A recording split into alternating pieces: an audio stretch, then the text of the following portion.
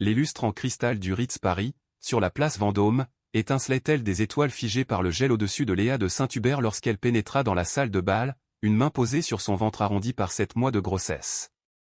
Elle n'aurait pas dû être là.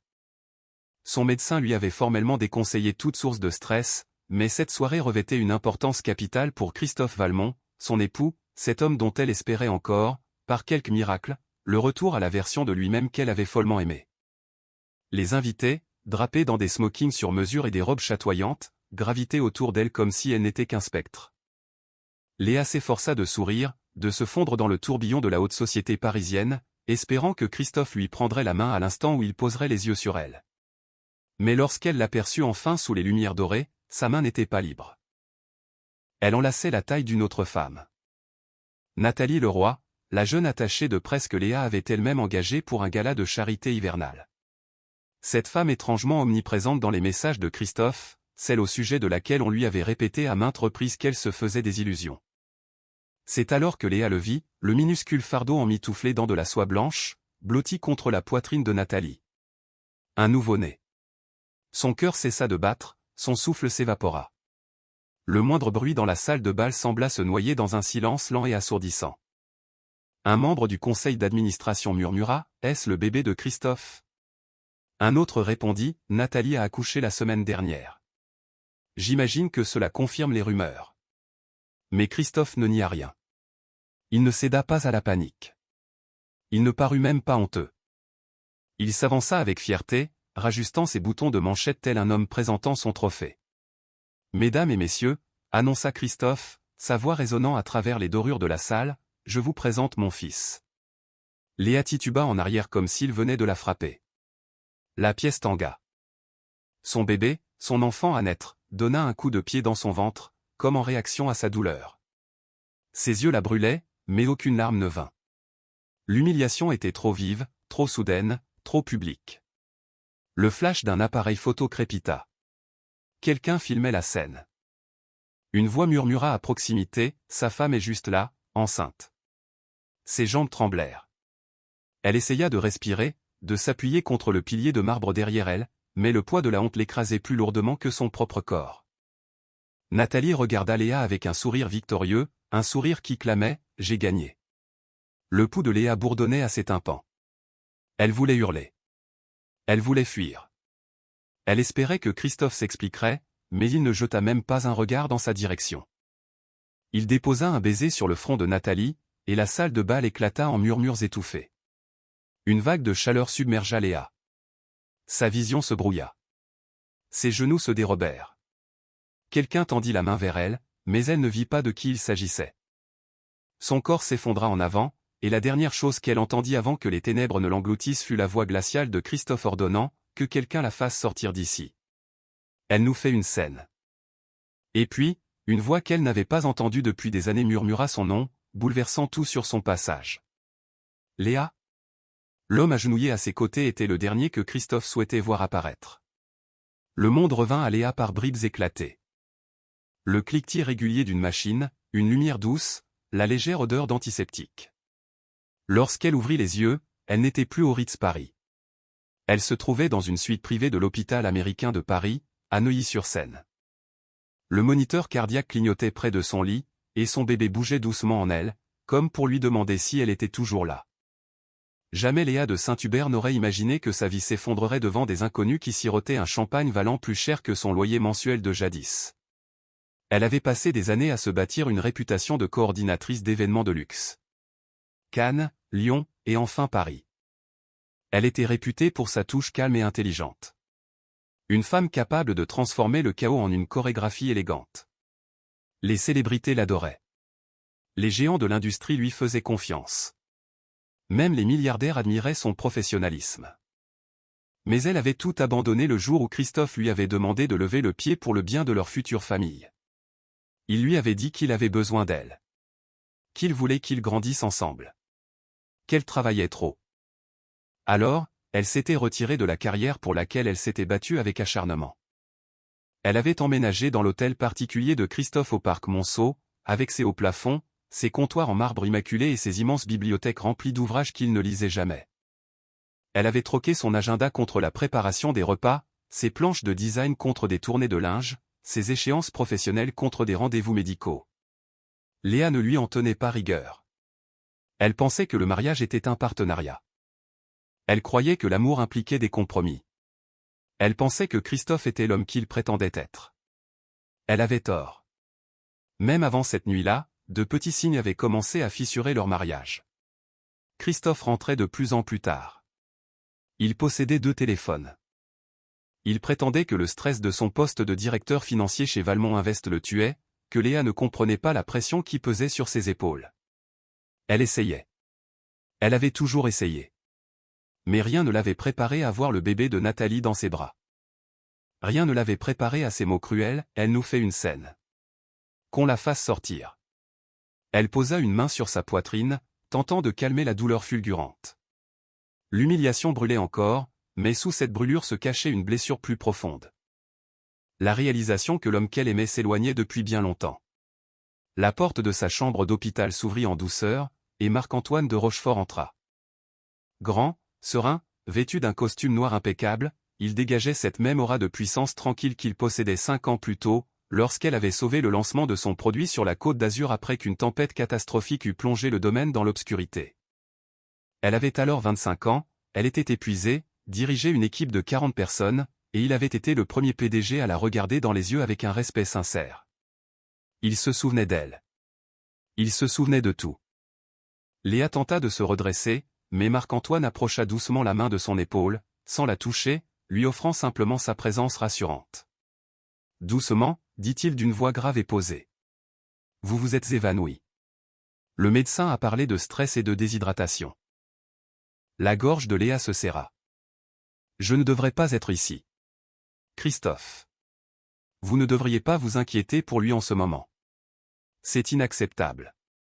Marc-Antoine l'interrompit avec douceur. Vous devez vous soucier de vous-même et de votre enfant.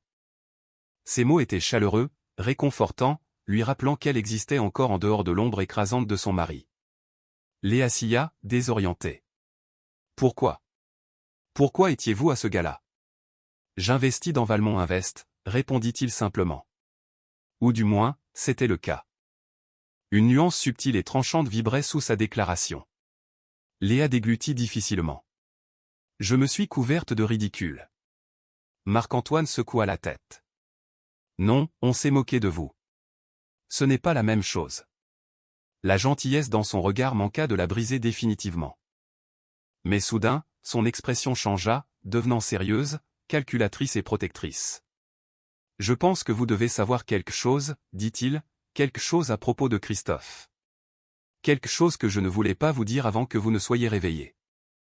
Léa expira avec un léger tremblement. Qu'est-ce que c'est? Marc-Antoine jeta un coup d'œil vers la porte pour s'assurer de leur intimité, puis se tourna vers elle avec un regard qui lui glaça le sang.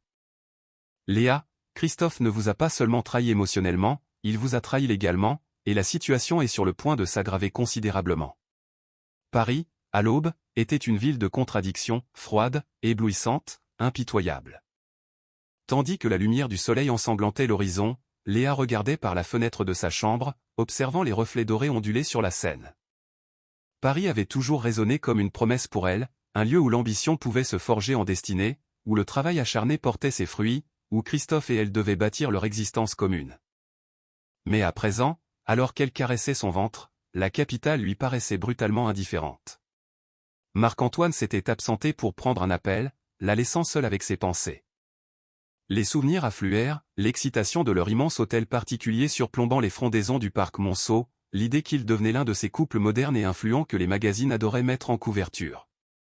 Elle se rappelait les réceptions mondaines où la pièce baignait dans une douce lumière tamisée et le son du jazz, Christophe la présentant comme « la femme qui maintient mon monde en équilibre ». Elle y avait cru. À chaque mot. Elle aurait voulu rire de cette ironie à présent. L'hôtel particulier avait toujours semblé un peu trop grand, un peu trop silencieux. Ses moulures et ses grands espaces faisaient merveille sur les photos, mais la nuit, il ressemblait à une cage suspendue au-dessus du monde, splendide, glaciale, isolante. Elle passait la plupart de ses soirées seule pendant que Christophe travaillait tard, ses dîners refroidissants sur le comptoir en marbre. La Mercedes classe S qu'il lui avait offerte prenait la poussière dans le garage privé parce qu'elle préférait marcher. Elle ne s'était jamais souciée de ce luxe étouffant. C'étaient les symboles du monde de Christophe, pas du sien. Le monde d'où elle venait était plus simple. La Provence. Des salles de classe où elle organisait des levées de fonds pour les pièces de théâtre scolaires. Une mère qui enchaînait les doubles gardes dans un cabinet dentaire. Un père qui croyait en la valeur du travail manuel. Léa travaillait depuis l'âge de 15 ans. Elle avait planifié des mariages, des lancements d'entreprises, des galas de charité. Elle s'était battue pour chaque opportunité et avait mérité chaque compliment. C'était peut-être pour cela que Christophe l'avait choisie. Elle le stabilisait. Elle l'adoucissait. Elle lui donnait une image respectable sans rien exiger en retour. Et c'était peut-être pour cela qu'il l'avait trahie avec autant de facilité. Il pensait qu'elle resterait silencieuse à jamais. La porte s'ouvrit sans bruit. Marc-Antoine entra à nouveau, le visage illisible. Son costume bleu nuit contrastait avec la lumière chaude de l'aube, lui donnant l'air d'appartenir à un autre monde, celui auquel Léa pensait avoir perdu l'accès. Mais lorsqu'il parla, sa voix portait une douceur inattendue. « Le médecin dit que tu pourras sortir dans quelques heures, dit-il, passant naturellement au tutoiement, mais tu ne devrais pas retourner à l'hôtel particulier. » Léa détourna le regard. « C'est encore chez moi, pour le moment. » « Plus maintenant, » répondit doucement Marc-Antoine. Elle fronça les sourcils. « Qu'est-ce que cela signifie ?» Il s'assit en face d'elle, se penchant légèrement en avant. « Je ne voulais pas te brusquer tout à l'heure, mais Léa, Christophe a déjà déposé une requête en séparation de corps urgente. » Son souffle se coupa. « Il a déposé cela avant le gala. » Marc-Antoine acquiesça. « Il y a 3 jours. » Les larmes piquèrent ses yeux. Non pas parce qu'elle aimait encore Christophe, ses sentiments avaient commencé à s'évaporer à l'instant même où il avait embrassé le front de Nathalie dans cette salle de bal, mais à cause de la cruauté, du calcul machiavélique. Il avait prévu de se débarrasser d'elle avant même qu'elle ne découvre la vérité. Elle pressa une main tremblante contre son ventre. « Il ne m'a rien dit. »« Il ne le voulait pas, » expliqua Marc-Antoine. « Son conseil d'administration fait pression sur lui. Ils veulent une image familiale plus lisse, celle avec Nathalie et son nouveau-né. » Une vague de colère impuissante submergea Léa. « Il nous a remplacés avant même de nous jeter. »« Oui, » répondit doucement Marc-Antoine. « Et il n'a pas terminé. » Elle le fixa, terrifiée. « Quoi d'autre ?» Il hésita. « Tu n'es pas en sécurité dans cet hôtel particulier. » Son pouce accéléra. « En sécurité par rapport à quoi ?» Mais Marc-Antoine ne répondit pas immédiatement. Il se leva et s'approcha de la fenêtre, observant Paris qui s'éveillait. Lorsqu'il se retourna enfin, son visage était d'une gravité absolue. « Parce que quelqu'un d'autre s'est introduit dans cette maison, Léa, et y a laissé quelque chose avec ton nom dessus. Quelque chose que tu dois impérativement voir. » Christophe Valmont avait toujours su comment charmer une assemblée. Même enfant, grandissant dans les quartiers les plus huppés de Neuilly-sur-Seine, il avait compris le pouvoir des apparences, comment un costume parfait, une poignée de main ferme et un sourire onéreux pouvaient ouvrir des portes que le talent seul ne parviendrait jamais à forcer. À 38 ans, il était le plus jeune directeur financier que Valmont Invest ait jamais nommé. Un homme en qui le conseil d'administration avait une confiance aveugle. Un homme adulé par les actionnaires. Un homme que la presse surnommait le prince des beaux quartiers. Et il croyait à chaque mot de cette légende. Pour le monde extérieur, Christophe incarnait le charme raffiné. Mais derrière les portes closes, il était une créature bien plus froide, calculatrice, territoriale, obnubilée par son héritage. Jadis, Léa confondait cette intensité avec de la passion. Elle pensait que cela prouvait son désir de bâtir un avenir commun. Mais pour Christophe, l'avenir ne signifiait qu'une chose, un successeur, un fils, une dynastie à qui transmettre son nom. Lorsque Léa avait traversé les difficultés de son premier trimestre de grossesse, les visites à l'hôpital, la déshydratation, les évanouissements, Christophe n'avait pas vu une femme luttant pour leur enfant. Il avait vu une menace pour son image publique. La grossesse la ralentissait, lui coûtait de l'attention et lui donnait l'air d'être un homme pieds et poings liés. C'était la raison pour laquelle Nathalie Leroy s'était glissée si aisément dans sa vie. Nathalie était tout ce que Léa n'était pas, du moins aux yeux de Christophe. Elle était brillante, avide, opportuniste, une influenceuse qui vivait pour les anneaux de lumière et les photos de brunch soigneusement mises en scène. Elle voyait Christophe non pas comme un homme, mais comme un tremplin, un moyen de se hisser au sommet de la mondanité parisienne impitoyable. La liaison avait débuté dans une salle de conférence de Valmont Invest après une réunion nocturne. Puis, elle s'était déplacée dans l'hôtel particulier que Léa avait elle-même décoré. Finalement, Christophe avait cessé de s'en cacher. Il emmenait Nathalie lors de voyages d'affaires et de déjeuners de charité, prétextant qu'elle gérait les relations publiques. Léa n'avait jamais remarqué l'incendie avant qu'il ne soit trop tard pour fuir les flammes. Et Nathalie? Elle avait tout orchestré. Elle voulait un homme puissant. Un enfant portant son nom, une place attitrée à la table de la famille Valmont. Cette grossesse n'était pas un accident, c'était une stratégie pure. Elle avait tout chronométré, tout manipulé, tout photographié. Elle conservait même un dossier privé sur Instagram intitulé « Future Madame Valmont ». Lorsqu'elle avait accouché prématurément, Christophe ne s'était pas affolé. Il avait célébré la nouvelle. Il avait loué une suite luxueuse dans une clinique privée, offert à Nathalie un bracelet Cartier pour avoir survécu à l'accouchement, et lui avait murmuré les mots que Léa n'avait jamais eu le privilège d'entendre, « Tu m'as donné un fils. » Un enfant, un héritage, un avenir sans Léa. Lors du gala, Christophe s'était délecté de toute cette attention. Les dirigeants le félicitaient. Les investisseurs lui tapaient dans le dos. Ils qualifiaient son nouveau-né de futur président de Valmont Invest. Nathalie avait joué son rôle à la perfection, versant la juste quantité de larmes, souriant au photographe, laissant sa robe glisser négligemment de son épaule afin que les objectifs puissent capter le délicat fermoir en diamant que Christophe lui avait offert. Mais sous cette douceur artificielle se dissimulait un rictus féroce, le genre d'expression qu'elle réservait exclusivement à Léa, un sourire qui signifiait « ton heure est écoulée ». À présent, dans ce même hôtel particulier que Léa appelait autrefois son foyer, Christophe se tenait devant les immenses baies vitrées donnant sur le parc, faisant tournoyer un verre de bourbon. Nathalie était allongée sur le canapé en cuir italien, nourrissant le bébé tout en faisant défiler les unes de la presse à scandale sur son iPhone. Ils disent que Léa est un fardeau, dit Nathalie en tournant l'écran vers lui. Parfait. Laisse le public l'enterrer avant même qu'elle ne puisse s'exprimer. Christophe eut un sourire en coin. Elle ne se battra pas. Elle ne le fait jamais. Le sourire de Nathalie s'élargit. Vous oubliez que je la connais bien mieux que vous ne l'imaginez. Christophe haussa un sourcil. Qu'est-ce que cela veut dire?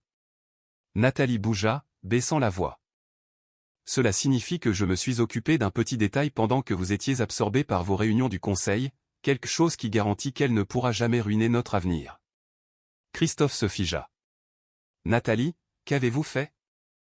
Mais avant qu'elle ne puisse répondre, le tintement de l'ascenseur privé retentit.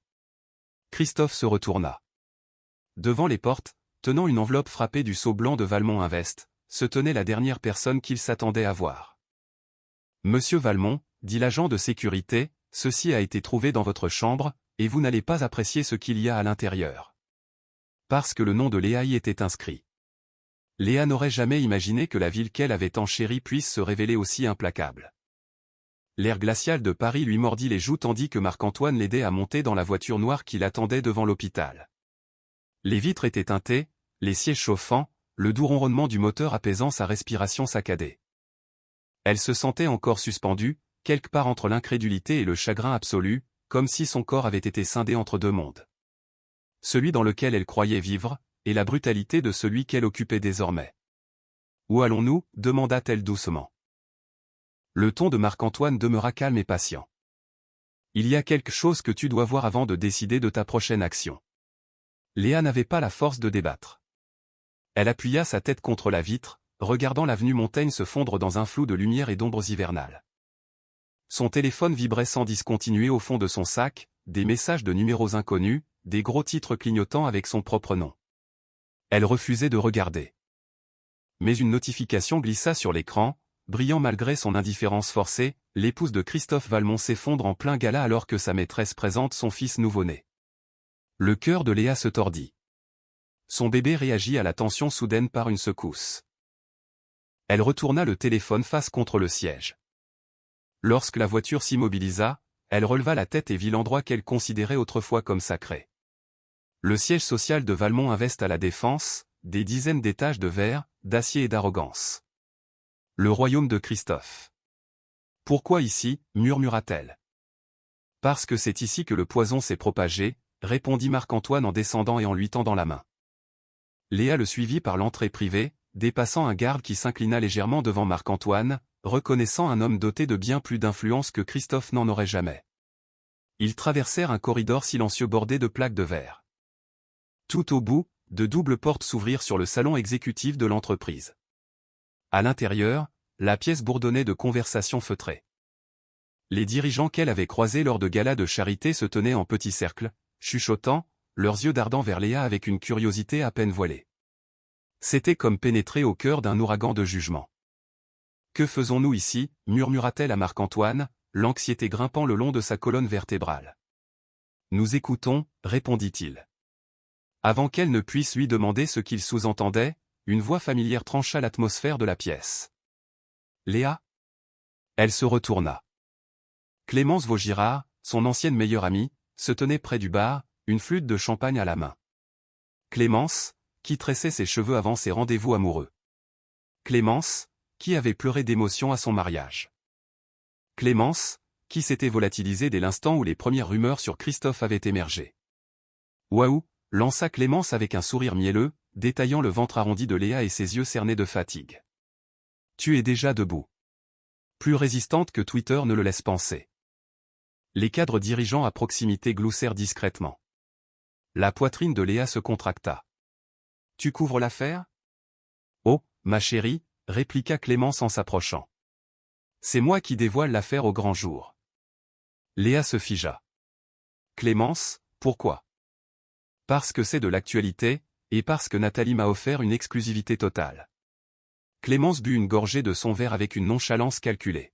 « Allez, Léa. Tu as épousé un homme de pouvoir. Le scandale fait partie du contrat. » Marc-Antoine s'avança, le calme absolu de sa posture se muant en une menace tranchante. « Mademoiselle Vaugirard, je vous suggère de baisser le ton. » Les yeux de Clémence tressaillirent, momentanément intimidés, avant qu'elle n'affiche un sourire narquois. « Et qui êtes-vous, au juste ? » La raison pour laquelle vous devriez choisir vos prochains mots avec une extrême prudence, répondit Marc-Antoine, sa voix suffisamment basse et glaciale pour réduire la pièce entière au silence. Avant que Clémence ne puisse rétorquer, la sonnerie de l'ascenseur retentit. Les portes s'écartèrent, laissant apparaître Christophe Valmont, tenant la main de Nathalie. Un silence sépulcral s'abattit sur le salon, tel le givre sur une vitre d'hiver. Les flashs des téléphones dissimulés illuminèrent leur entrée. Christophe rajusta son costume, son regard se verrouillant sur Léa avec une expression dépourvue de culpabilité ou de regret, seule de l'irritation y subsistait. « Léa, dit-il d'un ton sec, la tutoyant devant cette audience ou reprenant le vouvoiement de leur guerre froide. « Léa, vous ne devriez pas être ici. Vous vous couvrez encore de ridicule. » Les cadres murmuraient. Nathalie resserra son emprise sur le bras de Christophe, relevant le menton avec un air de triomphe. Léa sentit le monde vaciller. Elle ouvrit la bouche pour répliquer, mais c'est à cet instant précis que le directeur des relations publiques fit irruption dans la pièce, le visage livide. Il tenait une tablette d'une main tremblante. « Monsieur Valmont, suffoqua-t-il, nous avons un problème. Un problème majeur. » Il tourna l'écran de manière à ce que la pièce entière puisse le voir, et le cœur de Léa fit une chute vertigineuse. Ce n'était pas un simple article. Ce n'était pas une rumeur. C'était une vidéo. Sa vidéo, enregistrée à l'intérieur de sa propre chambre. Une vidéo qu'elle n'avait jamais tournée, et qui avait le pouvoir de détruire tout ce que Christophe croyait maîtriser. Le souffle de Léa resta bloqué dans sa gorge tandis que la vidéo défilait sur la tablette, granuleuse, tremblante, filmée dans la pénombre. Les images montraient une silhouette, lui ressemblant trait pour trait, faisant les 100 pas dans la chambre de l'hôtel particulier. La silhouette se tenait le ventre, sanglotant, hurlant des phrases incohérentes. Des lampes étaient renversées, des draps arrachés, des oreillers éventrés.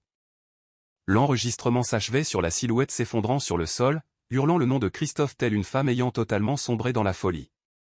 Son nom clignota en bas de l'écran, Léa de Saint-Hubert, dépression nerveuse pendant la grossesse.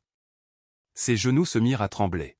« Je n'ai jamais, » murmura Léa, la voix brisée. « Ce n'est pas moi. Je ne me ferai jamais de mal. Je ne ferai jamais de mal à mon bébé. » Mais l'assemblée n'écoutait pas. Les dirigeants chuchotaient derrière leurs mains. Clémence tapait frénétiquement sur son téléphone. Nathalie souriait avec la satisfaction d'une chatte ayant acculé sa proie. Christophe fit un pas en avant, feignant un profond soupir de compassion. Léa est psychologiquement instable depuis des mois. J'ai tenté de lui obtenir de l'aide, mais elle refuse d'admettre qu'elle est malade. Léa le dévisagea, médusée. Comment pouvez-vous dire une chose pareille? Il ne s'y a pas. Parce que c'est la vérité, et désormais le conseil d'administration en a la preuve. Marc-Antoine s'interposa entre eux, tel un bouclier. Cette vidéo est une falsification grossière, déclara-t-il d'une voix de stentor. Une mise en scène pathétique. N'importe qui peut s'en rendre compte. Clémence ricana. Des milliers d'internautes n'y verront que du feu. Des millions, même. Internet adore les histoires de déchéance. Les cadres acquiescèrent d'un air sombre. La pièce se liguait contre elle, affamée de scandale, trop indifférente pour saisir la cruauté qui se jouait sous leurs yeux. La poitrine de Léa se comprima. Sa vision commença à se teinter de noir sur les bords. Elle sentit une chaleur brûlante remonter le long de son échine, une vague écrasante d'humiliation, de trahison, de peur et de chagrin qui se mêlaient jusqu'à ce qu'elle ne puisse plus les distinguer. Christophe la regarda avec l'œil clinique d'un homme face à un dossier encombrant. Froid. Calculateur. Léa, pour le bien de l'enfant, vous devriez vous retirer de tout conflit public. Rentrez chez vous. Reposez-vous. Je gérerai les retombées. Rentrez chez moi, répéta-t-elle en tremblant. Le foyer d'où vous m'avez chassé? Il crispa la mâchoire. Vous êtes parti de votre plein gré. Je me suis évanoui, cingla-t-elle, la voix se fracturant. Vous avez ordonné qu'on me jette dehors parce que je faisais une scène. Vous l'avez embrassé alors que je me tenais encore là. Vous. Sa voix s'éteignit complètement. Ses mains volèrent à son visage tandis qu'un sanglot lui déchirait la gorge. Le bébé bougea en elle, un petit battement affolé. Marc-Antoine lui saisit doucement les épaules. Léa, respire. Regarde-moi. Mais elle en était incapable. Elle n'avait pas pleuré ainsi depuis des années, pas depuis l'enterrement de son père. Pas depuis qu'elle avait annoncé à Christophe qu'elle était enceinte et qu'il s'était contenté de hocher la tête au lieu de sourire. Elle avait l'impression de se noyer dans une pièce bondée de gens qui ne voulaient que la regarder couler. Nathalie fit un pas en avant, la voix sirupeuse et empoisonnée. Léa, ma douce, peut-être que la maternité n'est tout simplement pas faite pour toi. Quelque chose se brisa définitivement à l'intérieur de Léa. Sa gorge était en feu. Ses paumes étaient moites. Son cœur battait avec une telle violence qu'il la privait de l'air de ses poumons. Elle sentit qu'elle vacillait, perdant la notion du sol sous ses pieds. Assieds-toi, l'exhorta doucement Marc-Antoine en lui serrant les coudes. Je ne peux pas, haleta Léa. La pièce s'inclina, la lumière s'étirant en une traînée floue. Le bruit des touches du téléphone de Clémence résonnait comme des lames de couteau. L'expression de Christophe se durcit en une moue agacée. Le sourire de Nathalie s'étira encore. Léa laissa échapper un halètement ténu, puis le monde devint d'une blancheur aveuglante. Elle s'effondra dans les bras de Marc-Antoine, provoquant une vague de stupeur dans le salon. « Appelez le SAMU » cria quelqu'un. « Elle simule » marmonna Christophe. Marc-Antoine pivota vers lui, la fureur embrasant ses yeux. « S'il arrive quoi que ce soit à cette femme ou à cet enfant, je jure que... » Mais avant qu'il ne puisse terminer, un agent de sécurité fit irruption dans la pièce, à bout de souffle, serrant une enveloppe de ses mains tremblantes. « J'ai trouvé ça, balbutia-t-il. C'était caché dans le bureau de Monsieur Valmont, adressé à Madame de Saint-Hubert. Marc-Antoine s'en empara, l'ouvrit d'un geste sec, en parcourut le contenu, et son expression changea du tout au tout. Son visage se figea comme de la pierre. Il regarda Christophe comme un homme découvrant le visage de la vérité pour la toute première fois. Puis il murmura à Léa, à peine audible par-dessus le chaos ambiant, « Ceci. Ceci change absolument tout.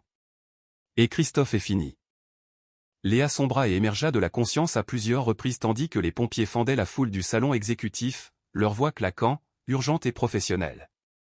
Elle se sentit soulevée sur un brancard, l'air frais caressant ses joues, son bébé donnant de faibles coups sous ses côtes.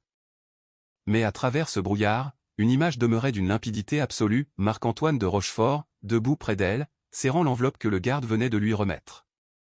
Sa mâchoire était contractée, ses yeux brûlant d'un feu qu'elle ne lui avait jamais connu. « Marc-Antoine, qu'y a-t-il » Sa voix n'était qu'un souffle, fine comme un fil de soie. Il ne répondit pas sur le champ. Il semblait tiraillé, se demandant si la vérité la protégerait ou la détruirait un peu plus. Finalement, il se pencha afin d'être le seul à être entendu. Léa, cette enveloppe. Elle contient la preuve que Christophe avait l'intention de t'évincer légalement de sa vie avant même la naissance de ton bébé. Le souffle de Léa saccada. Il a demandé une séparation de corps. C'est bien pire que ça, rétorqua Marc-Antoine, la voix tendue. Il a déposé une requête de garde exclusive, en prétendant que tu es mentalement inapte. Il exige les pleins droits sur l'enfant que tu portes. La pièce tourbillonna. Non, murmura Léa, des larmes chaudes et fulgurantes montant à ses yeux. Il n'oserait pas. Il ne le ferait pas. Il l'a fait, trancha Marc-Antoine, la colère vibrant sous chaque syllabe. Et il comptait utiliser cette vidéo truquée pour convaincre le conseil d'administration et un juge de tes prétendus accès de folie. Un infirmier appliqua doucement un masque à oxygène sur le visage de Léa, l'incitant à respirer. Mais l'air lui faisait l'effet de centaines d'aiguilles dans les poumons. Christophe s'approcha, tentant de dissimuler sa panique naissante derrière son arrogance habituelle. Marc-Antoine, vous ne comprenez pas, Léa a besoin d'un encadrement strict. Elle est d'une grande fragilité. Je ne cherchais qu'à protéger mon enfant. Votre enfant, cingla Marc-Antoine. Vous parlez de l'enfant que vous avez déjà tenté d'effacer de tout document officiel? Celui que vous prévoyez d'arracher à sa propre mère? La façade de Christophe se fissura. Il saisit la main de Nathalie, cherchant un soutien inespéré, mais la jeune femme paraissait désormais livide, son assurance évaporée. Clémence continuait de filmer la scène depuis son coin.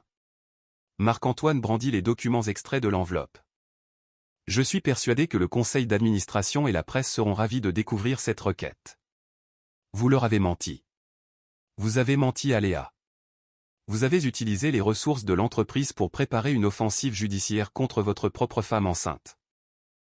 Les membres du conseil chuchotèrent, atterrés. Quelqu'un glissa, est-ce un motif de révocation? Un autre ajouta, c'est un cauchemar pour nos relations publiques. Christophe bondit en avant. Donnez-moi ça. Ce sont des documents confidentiels. Ils traînaient dans votre bureau, le coupa froidement Marc-Antoine, à la disposition du premier venu. Vous pouvez d'ailleurs remercier votre maîtresse pour cela. La tête de Nathalie se releva d'un coup sec. Quoi? Je n'ai pas, oh, vraiment, l'interrogea durement Marc-Antoine. Alors expliquez-nous pourquoi les agents de sécurité vous ont vu quitter ce bureau 15 minutes avant que cette enveloppe ne soit découverte. Le sang déserta le visage de Nathalie. Je cherchais mon téléphone. Le mensonge était si pathétique que personne n'y crut. Léa ressentit une nouvelle contraction due à la peur, mais celle-ci ne provenait pas du stress, c'était la brutale compréhension de la réalité. Nathalie avait tenté de la piéger, de la saboter, peut-être même de provoquer le pire. Les pompiers s'apprêtèrent à la diriger vers l'ascenseur, mais Léa tendit faiblement le bras, agrippant le poignet de Marc-Antoine. Pourquoi? Pourquoi m'aides-tu? Demanda-t-elle, le tutoyant enfin dans sa vulnérabilité. Marc-Antoine posa un genou à terre près d'elle. Sa voix s'adoucit, bien que son regard demeurât inflexible. Parce que je sais ce que c'est que d'aimer quelqu'un qui se métamorphose en étranger. Et parce qu'un jour, tu m'as sauvé d'un désastre que je ne pouvais réparer seul. L'esprit de Léa remonta le temps. 5 ans plus tôt. La Côte d'Azur.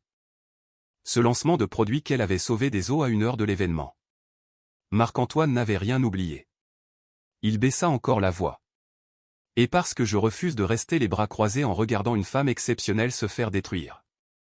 Léa déglutit, submergée par la douleur, la peur, et un sentiment inédit chez elle depuis bien longtemps, l'espoir. Les portes de l'ascenseur coulissèrent. Nous la descendons, annonça l'un des pompiers. Mais juste avant qu'il ne pousse le brancard dans la cabine, un autre garde de sécurité sprinta vers le groupe, haletant, le visage déformé par la panique. « Monsieur de Rochefort, il faut que vous voyiez cela, cria-t-il. Il y a une autre vidéo. Marc-Antoine se raidit. Une autre? Oui, et celle-ci ne montre pas Madame de Saint-Hubert. Tout le monde se figea. Le garde lui tendit son téléphone. Marc-Antoine appuya sur lecture. L'écran s'illumina, dévoilant le visage indubitable de Nathalie Leroy, en pleurs, tremblante, chuchotant face à l'objectif, s'il arrive quoi que ce soit à Léa, ce ne sera pas un accident. Des exclamations d'effroi explosèrent dans le salon. Les yeux de Nathalie s'agrandirent de terreur. Le cœur de Léa frappa lourdement contre ses côtes. Et Christophe comprit enfin qu'il ne maîtrisait plus la situation. Plus du tout. Les 48 heures qui suivirent passèrent comme une tempête, rapide, violente, et impossible à ignorer.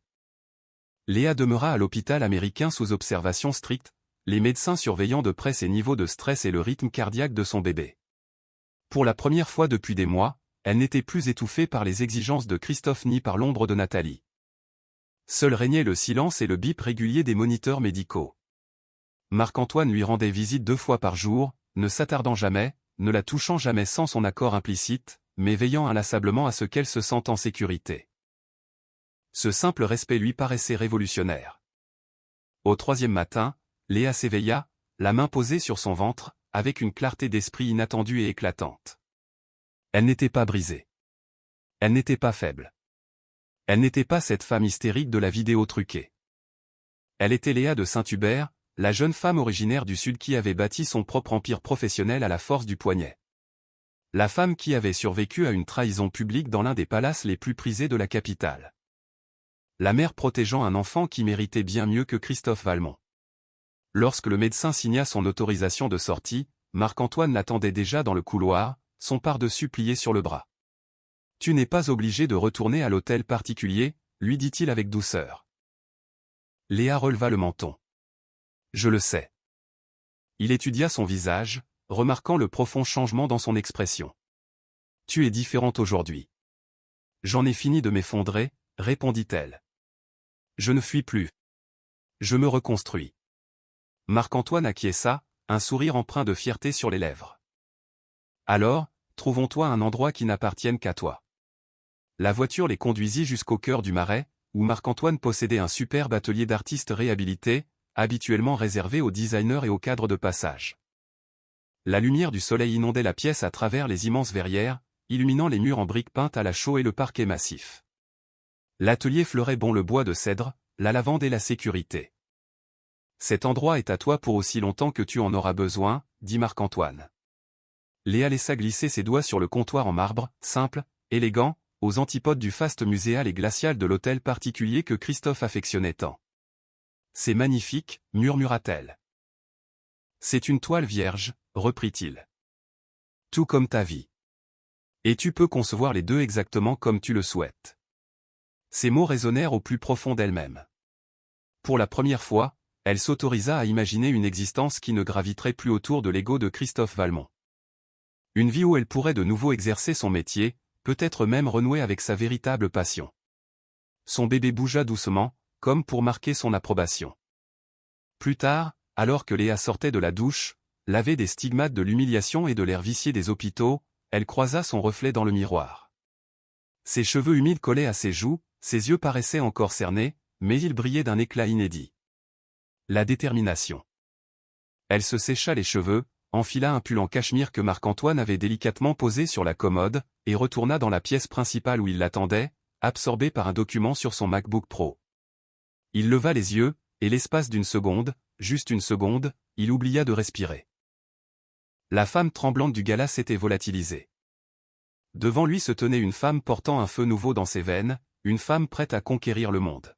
« Léa, » commença-t-il lentement, « j'ai quelque chose pour toi. » Il lui tendit un portfolio en cuir. À l'intérieur se trouvaient des photographies, des documents administratifs et un projet commercial. « Qu'est-ce que c'est ? » ?»« Un projet, » expliqua Marc-Antoine. « Et pas des moindres. Un nouveau complexe de luxe qui ouvrira prochainement sur l'avenue Montaigne. Je veux que tu diriges la division événementielle pour ce lancement. » Léa cligna des yeux, incrédule. « Moi. Tu as déjà sauvé le lancement d'un de mes projets à plusieurs millions d'euros par le passé, rappela-t-il. Tu es la meilleure directrice que j'ai jamais vue à l'œuvre. Christophe n'a pas le droit de t'enlever ça. » Sa gorge se noua, non pas de tristesse cette fois, mais de gratitude. Quelque chose qui ressemblait furieusement à une raison d'être. Elle referma le portfolio. « Quand est-ce que je commence ? » Immédiatement, sourit Marc-Antoine. « Si tu te sens prête. » « Je le suis, » murmura-t-elle, plus que je ne l'ai jamais été. Mais avant que Marc-Antoine ne puisse ajouter quoi que ce soit, son téléphone vibra. Il jeta un coup d'œil à l'écran, et ses traits se durcirent. « Que se passe-t-il » demanda Léa. Il hésita une seconde, puis plongea son regard dans le sien. C'est Christophe. Il est en route, et il n'est pas seul. Léa se figea, les doigts toujours posés sur le portfolio. Le loft, si chaleureux et paisible quelques instants auparavant, semblait subitement chargé d'électricité. « Christophe vient ici » murmura-t-elle. Marc-Antoine acquiesça, la mâchoire crispée. Et il est accompagné de son avocat. Et Nathalie est avec eux. L'estomac de Léa se tordit. Pourquoi maintenant? Parce qu'il perd le contrôle, analysa Marc-Antoine. Il sait que si la nouvelle de cette requête de garde sort dans la presse, il perdra absolument tout. Il veut intimider avant que la situation ne devienne incontrôlable. Des coups sourds retentirent contre la porte d'entrée. Léa sursauta. Marc-Antoine s'interposa immédiatement, bloquant physiquement l'accès à l'entrée. « Reste derrière moi » ordonna-t-il à mi-voix. Les coups redoublèrent de violence.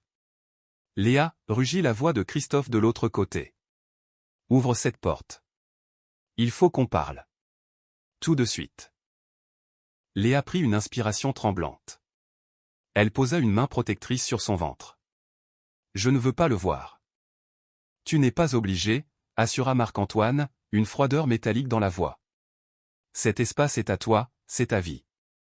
Il n'a pas le droit d'y entrer selon son bon vouloir. » Il entrebâilla la porte de quelques centimètres, juste assez pour empêcher qu'elle ne soit forcée.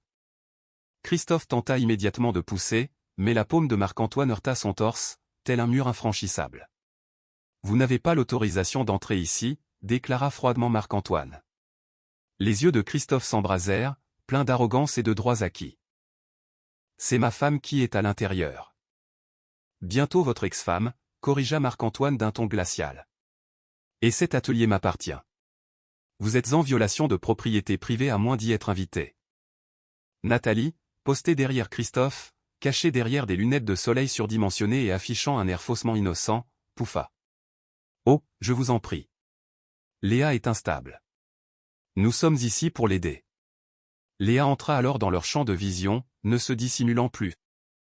Sa posture était droite, son menton relevé, ses yeux débarrassés de l'ombre des larmes. « Je ne suis pas instable » affirma-t-elle d'une voix parfaitement posée. « Je vois enfin les choses très clairement. » Le visage de Christophe se crispa. « Vous vous évanouissez en public, vous hurlez seul dans votre chambre, vous provoquez un esclandre monumental au gala. Cette vidéo était une pure mise en scène, le coupa Léa. Vous le savez pertinemment. Tout comme Nathalie. » Nathalie se raidit. « Je n'en sais rien du tout. » « Gardez vos mensonges » rétorqua Léa. « Votre petite vidéo de confession a en quelque sorte ruiné votre propre scénario. » Christophe foudroya Nathalie du regard. « De quelle vidéo parle-t-elle » Nathalie déglutit bruyamment, son aplomb se fissurant. « Je ne voulais pas » Marc-Antoine intervint. « J'ai l'enregistrement en ma possession, ainsi que les fichiers originaux. » Le visage de Christophe vira au cramoisi. « Vous avez volé mes affaires. Vous avez semé vos preuves avec l'amateurisme d'un débutant, » répliqua Marc-Antoine. « Je me suis simplement contenté de les ramasser. » La tension s'alourdit. L'avocat de Christophe, un homme efflanqué portant une cravate argentée, s'éclaircit la gorge. « Madame de Saint-Hubert, nous sommes venus discuter d'un accord concernant la garde de l'enfant. » Léa laissa échapper un rire, ni hystérique, ni douloureux, mais clinique, d'une précision chirurgicale. Le son de ce rire la surprit elle-même. « La garde, dit-elle. D'un enfant que vous avez superbement ignoré? Un enfant que vous avez cherché à m'arracher avant même qu'il ne pousse son premier cri ?» L'avocat se tortilla, mal à l'aise. « Monsieur Valmont estime que vous n'êtes pas en condition de prendre soin de mon propre bébé ?»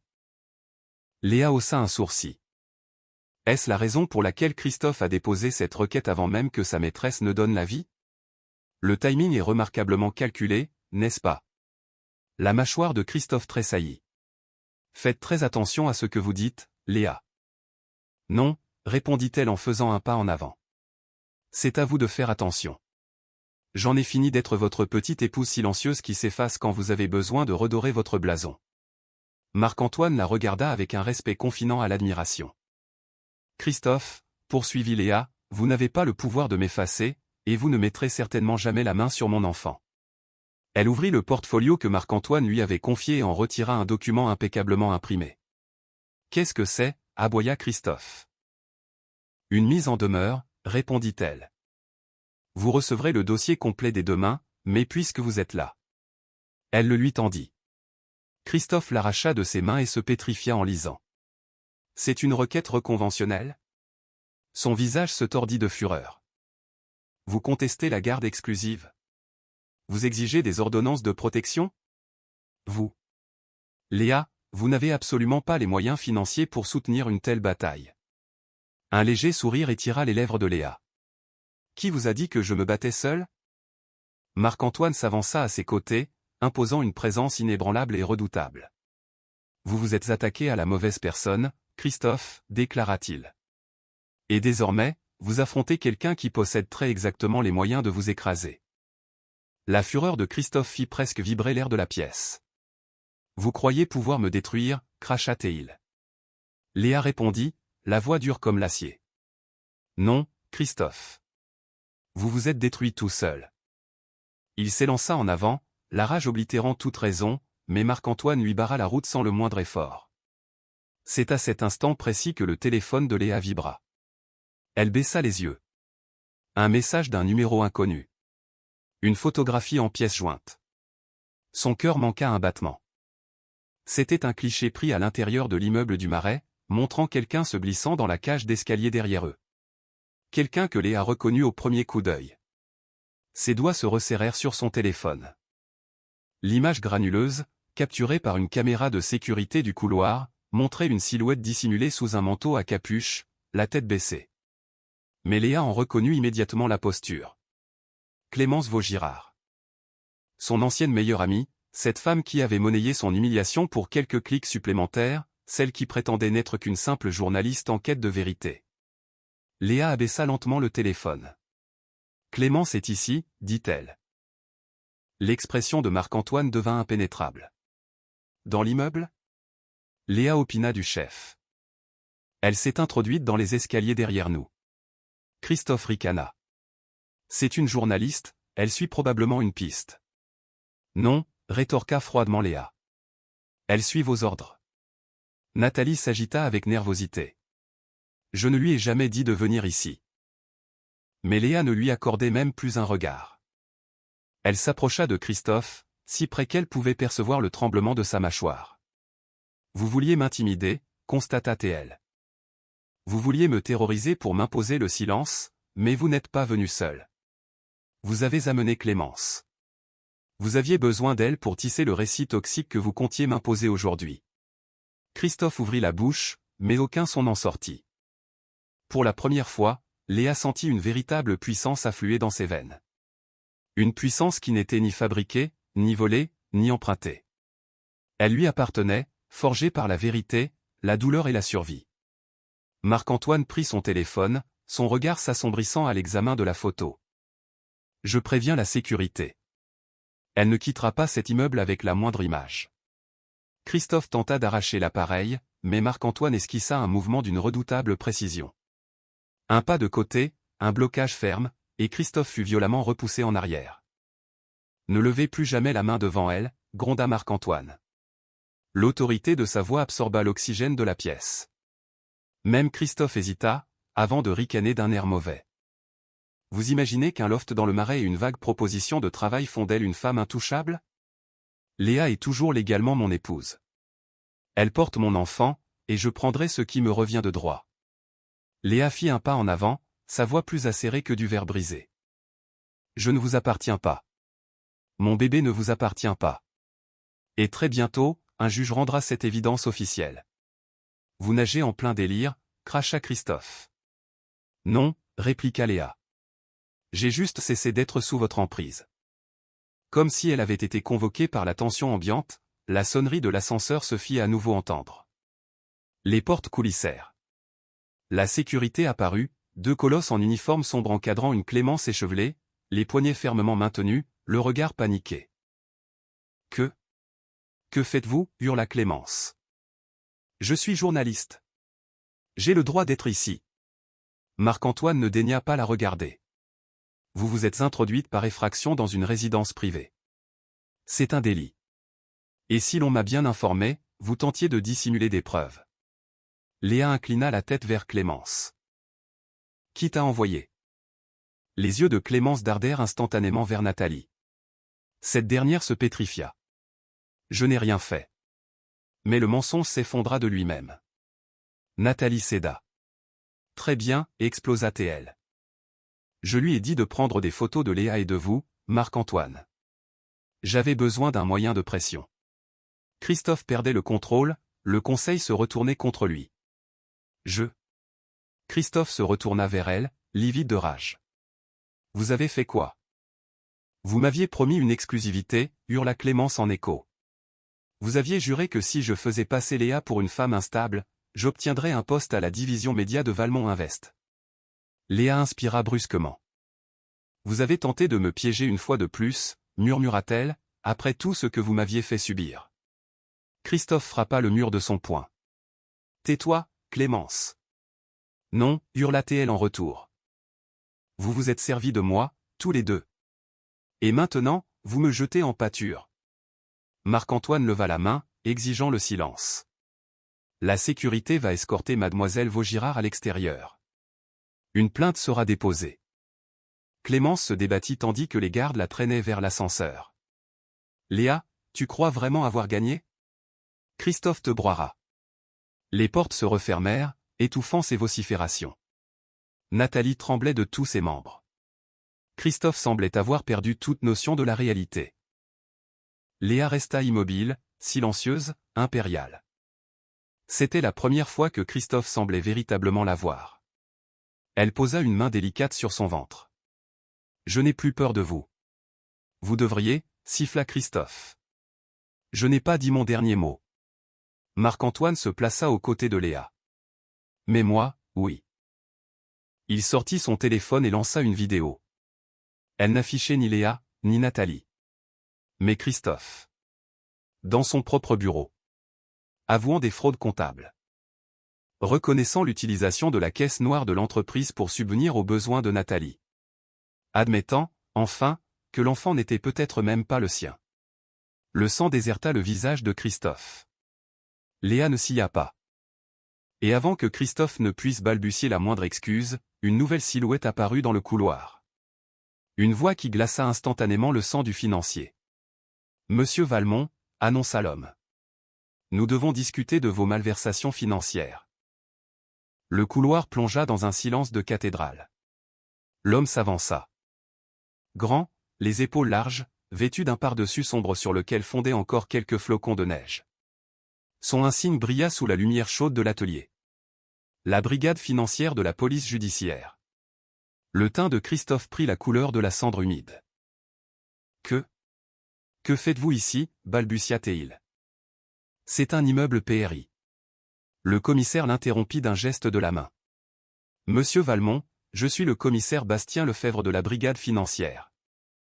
Nous avons reçu de multiples plaintes étayées par des preuves vidéo inédites concernant des détournements de fonds au sein de Valmont Invest. Nous possédons également les relevés de comptes prouvant le transfert d'argent de l'entreprise vers des comptes privés. Plus précisément, des comptes au nom de mademoiselle Nathalie Leroy. Léa observa le visage de Christophe se décomposer. La stupéfaction laissa place à la fureur, puis à une émotion dangereusement proche de la terreur pure. C'est absolument grotesque, cracha Christophe. Je suis le directeur financier. Je gère des dizaines de comptes. Mais aucun compte privé au nom de votre maîtresse, souligna doucement Marc-Antoine. Nathalie laissa échapper un petit cri, comme si on l'avait giflé. Attendez. À mon nom? Christophe? Qu'est-ce que vous avez mis à mon nom? Mais Christophe ne lui prêtait aucune attention. Ses yeux étaient rivés sur le commissaire. Vous n'avez pas le droit de dire un pire ici sans mandat. Le commissaire Lefebvre plongea la main dans son pardessus et en sortit un document parfaitement plié. J'en possède un. Marc-Antoine expira doucement. Et c'est un échec et mat, le cœur de Léa se mit à battre la chamade. Non pas de peur, cette fois-ci, mais sous le coup d'un sentiment indicible de justice perçant enfin les ténèbres. L'avocat de Christophe agrippa son bras. Nous devons partir. Immédiatement. Personne ne quitte les lieux pour le moment, trancha le commissaire Lefebvre. Nous avons quelques questions pour vous, monsieur Valmont, ainsi que pour mademoiselle Leroy. Nathalie recula, telle une bête acculée. Je n'étais pas au courant. Je vous le jure. Je croyais que cet argent servait aux relations publiques. Il m'a affirmé qu'il s'agissait d'un fonds de l'entreprise. Est-ce grâce à ce fonds que vous avez acquis ce bracelet Cartier ? Demanda Marc-Antoine d'un ton monocorde. Ou le mobilier de l'hôtel particulier ?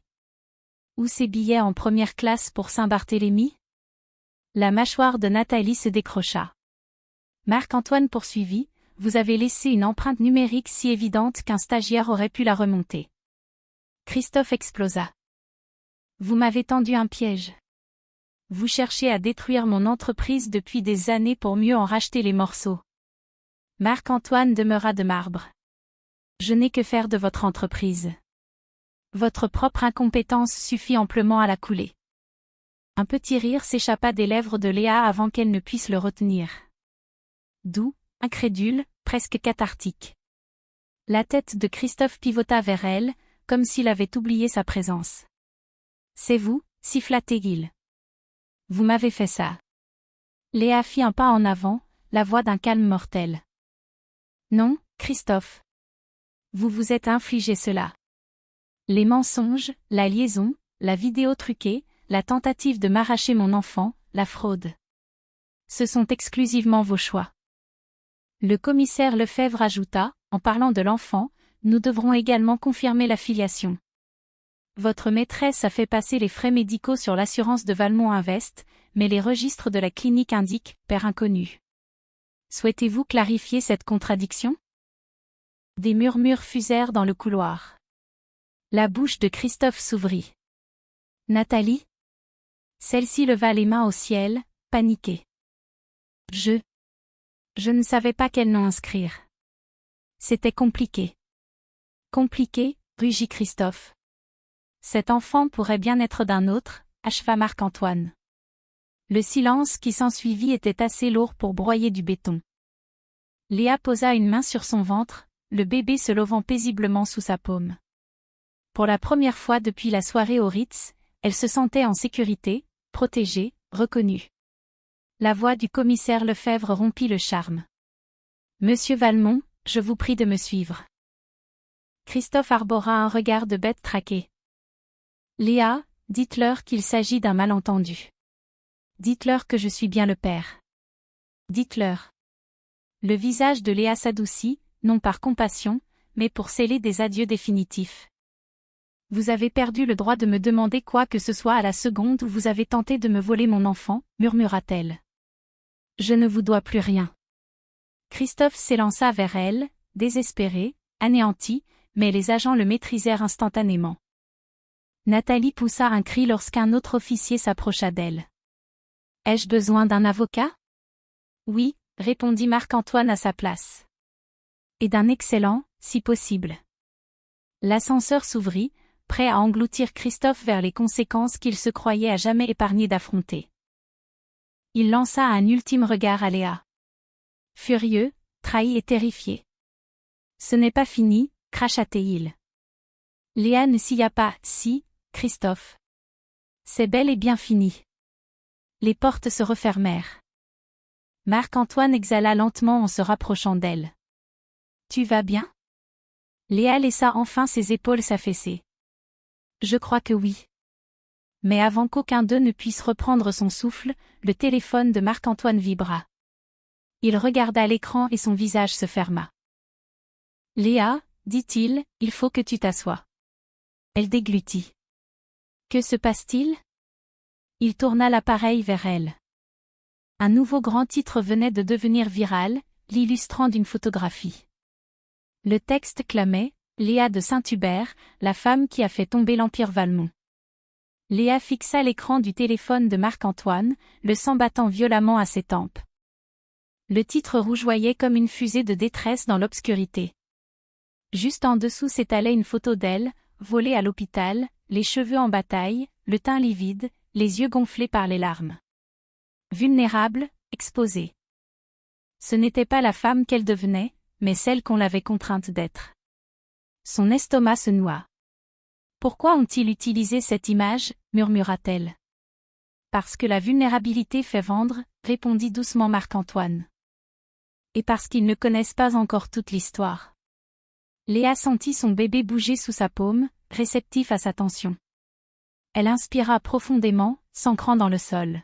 « Est-ce que cela va nuire à ma procédure de garde ?» demanda-t-elle. Marc-Antoine secoua la tête. « Non.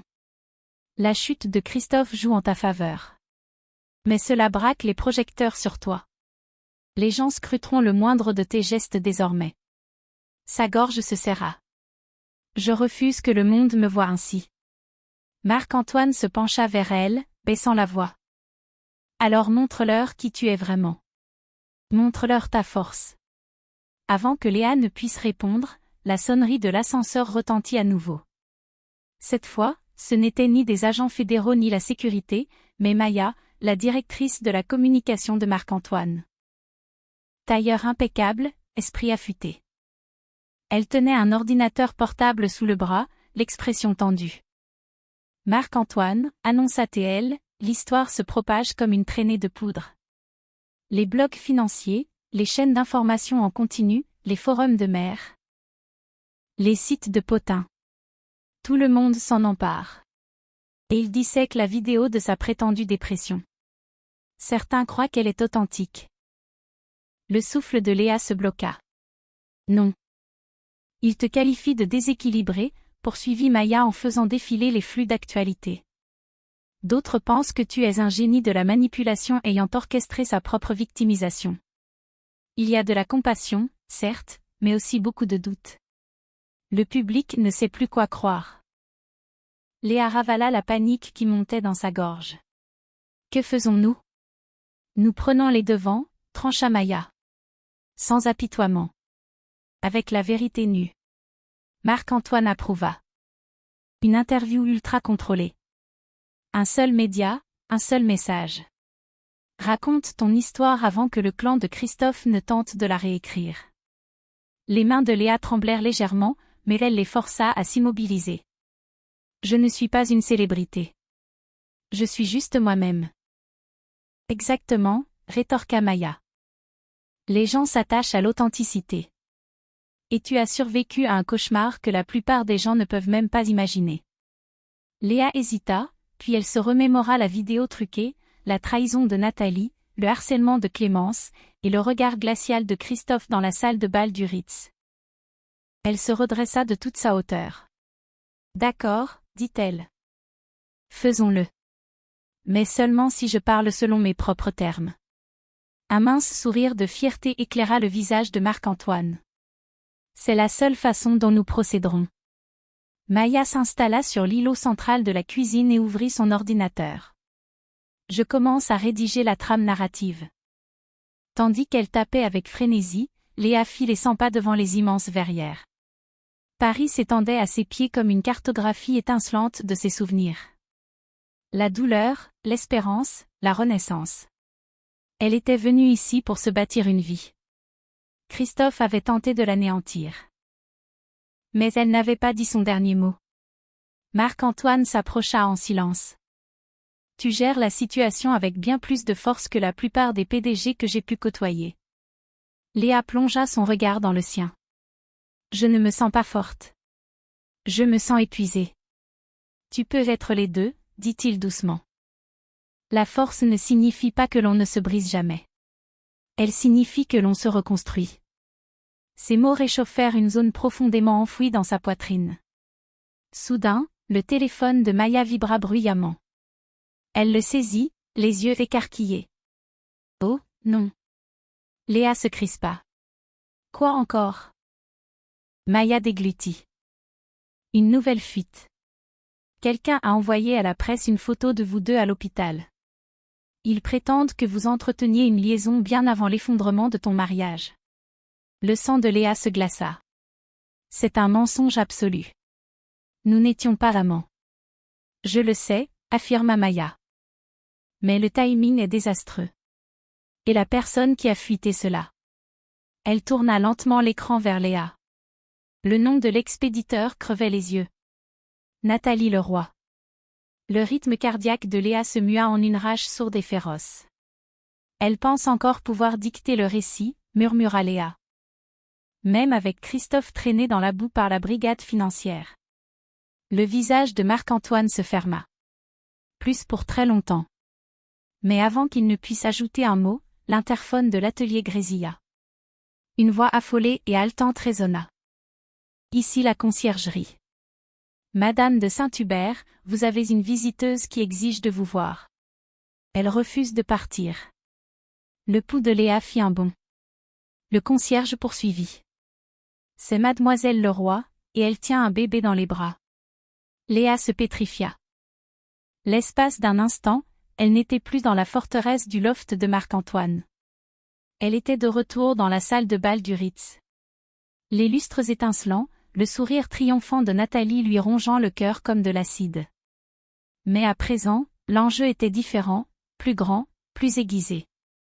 Cette fois, Nathalie ne tenait ni un bracelet Cartier ni le bras de Christophe. Elle tenait un enfant. Léa stabilisa sa respiration.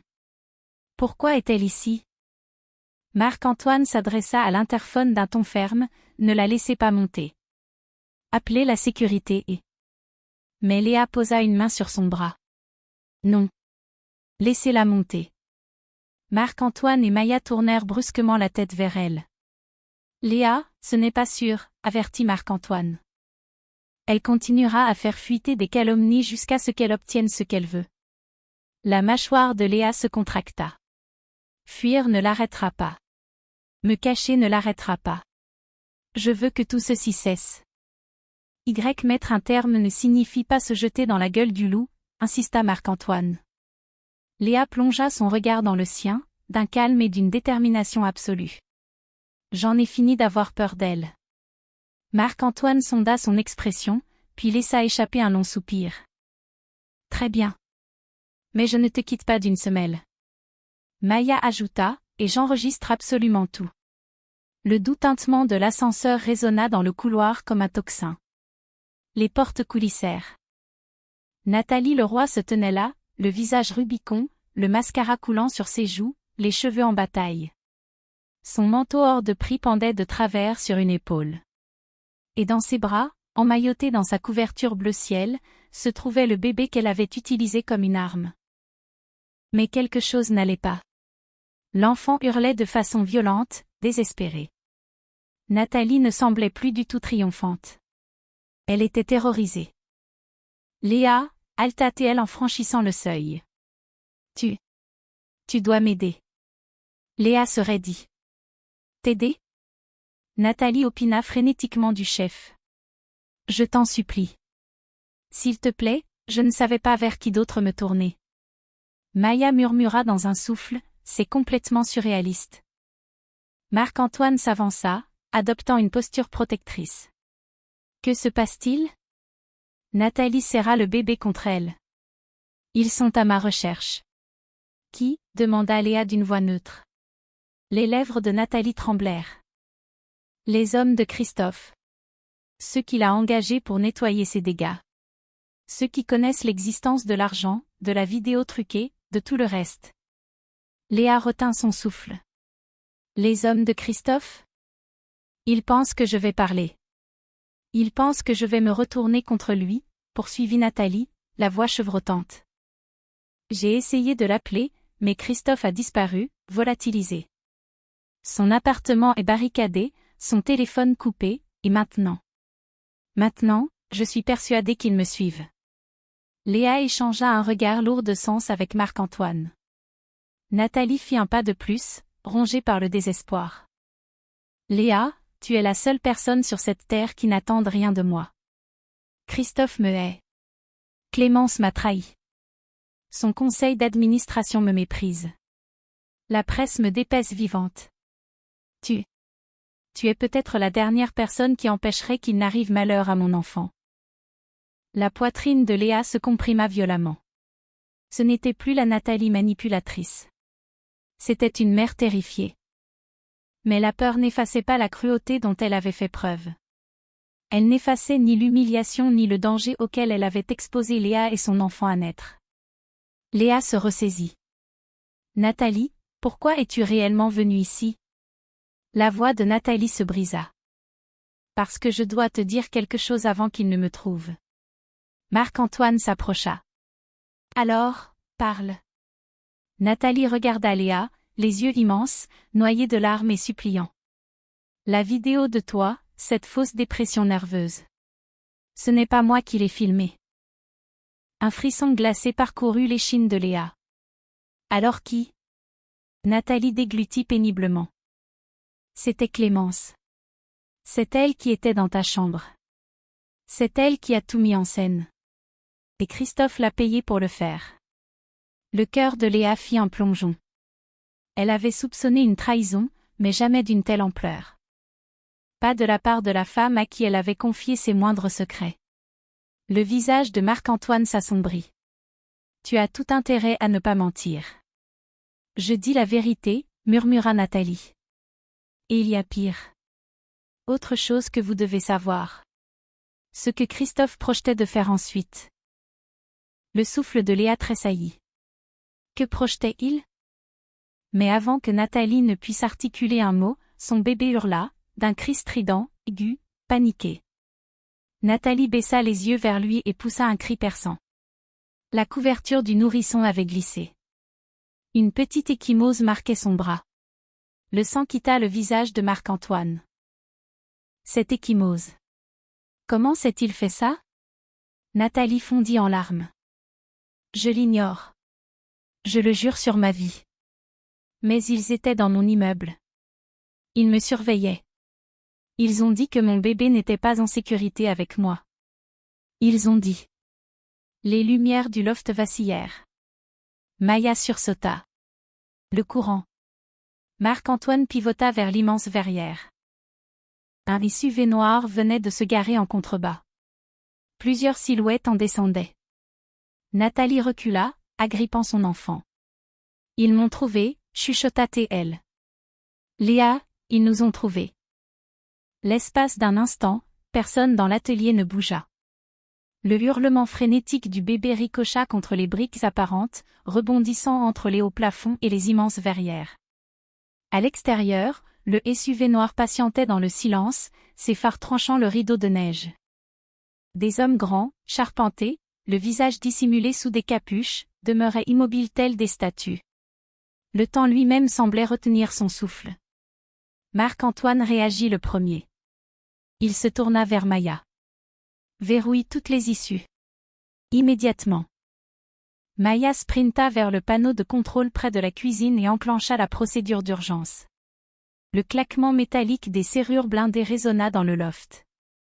Marc-Antoine attrapa son téléphone et composa le numéro de sa sécurité privée avec une fulgurance instinctive, celle d'un homme accoutumé à gérer les pires menaces industrielles.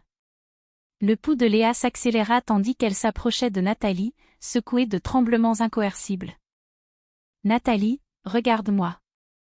Depuis combien de temps te suivent-ils » Nathalie serra le bébé encore plus fort, la voix tremblante.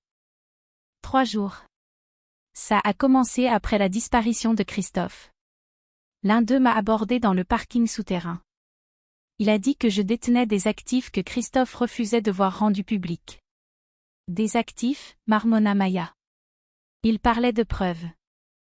Mais l'attention de Léa revint sur l'ecchymose marquant le petit bras du bébé. Nathalie, est-ce que quelqu'un l'a touché ? Est-ce que quelqu'un a essayé de te l'enlever ? Les larmes de Nathalie redoublèrent. Je me suis assoupie hier soir, juste 1 minute. Quand je me suis réveillée, il hurlait, et cette marque n'y était pas, le cœur de Léa se tordit. Ce n'était pas son propre enfant qu'elle tenait, mais elle éprouva la rage viscérale et instinctive d'une mère. Tu aurais dû prévenir la police. Il n'écoute pas les femmes dans mon genre, pleura Nathalie. Et Christophe s'est assuré que je passe pour une folle si j'osais me retourner contre lui. Mais Léa. Elle fit un pas en avant. Léa, Christophe avait un plan. Un plan qui te concernait. Marc-Antoine s'interposa. Racontez-nous tout ce que vous savez, dans les moindres détails. Nathalie essuya son visage de ses doigts tremblants. Avant sa disparition, Christophe a dit qu'il devait nettoyer le récit, que tu devenais un boulet, Léa. Que si le public refusait de croire à ton instabilité, il leur en fournirait la preuve irréfutable. Un frisson glaça la colonne vertébrale de Léa. Qu'est-ce que cela signifie? Nathalie eut l'air d'être au bord de la nausée. Il avait quelqu'un de prêt à mettre en scène un accident. Quelque chose qui validerait la vidéo truquée. Quelque chose pour t'arracher la garde de manière définitive. Le souffle de Léa vacilla. Il allait me faire du mal? Nathalie hocha désespérément la tête. Il a dit que si tu étais hospitalisé assez longtemps, les tribunaux trancheraient en sa faveur. Les poings de Marc-Antoine se serrèrent à s'en faire blanchir les jointures. Je jure devant Dieu. Mea culpa, le ton bref. Il nous faut la police ici, tout de suite. J'ai déjà contacté mes équipes, répondit Marc-Antoine. Ils sont là dans 10 minutes. Léa se tourna lentement vers la verrière. Les silhouettes en bas n'avaient pas bougé, mais leur présence semblait plus écrasante, comme s'ils attendaient un signal, conscients que le temps leur était compté avant l'arrivée des renforts de Marc-Antoine. La voix de Nathalie se brisa. Léa, je ne savais pas que ça irait si loin. Je ne savais pas qu'il s'en prendrait à moi ou à mon enfant. Léa se força à garder son sang-froid, respirant à travers la panique qui menaçait de l'étouffer. Qu'est-ce que Christophe t'a dit d'autre? Qu'est-ce qui nous attend? Nathalie hésita. Tu dois le dire, murmura Léa. Nathalie releva la tête, les yeux rougis et terrifiés. Christophe n'avait pas l'intention de fuir. Il prévoyait de disparaître provisoirement le temps que ces hommes éliminent les preuves gênantes. Léa, il a dit qu'il y avait 2 problèmes à régler. La peau de Léa devint glacée. Lesquels? Toi, sanglota Nathalie. Et moi. Maya poussa un cri étouffé. Donc il règle le problème en envoyant des tueurs à vos trousses? Nathalie pleura de plus belle. Ils ne s'arrêteront pas tant qu'ils n'auront pas mis la main sur ce que Christophe a laissé derrière lui. Marc-Antoine s'avança. Laissé où? Nathalie déglutit. Dans l'hôtel particulier. Léa se raidit. Qu'a-t-il caché là-bas? Les mains de Nathalie tremblaient avec une telle violence qu'elle faillit lâcher son bébé. Un disque dur, murmura-t-elle. Avec tout dessus. Tous les délits, l'argent, la liaison, les manipulations, la vidéo. Et autre chose. Quelque chose d'encore plus dangereux. Le cœur de Léa frappa contre ses côtes. Qu'y a-t-il sur ce disque? Nathalie plongea son regard dans le sien, la voix fragile comme du verre brisé. La preuve que le bébé que tu portes n'était jamais censé survivre. L'atelier plongea dans un silence si absolu que Léa crut avoir cessé de respirer. Les mots de Nathalie résonnaient dans son crâne comme un glas. La preuve que le bébé que tu portes n'était jamais censé survivre. L'espace d'une seconde, le monde bascula, le sol se dérobant sous ses pieds.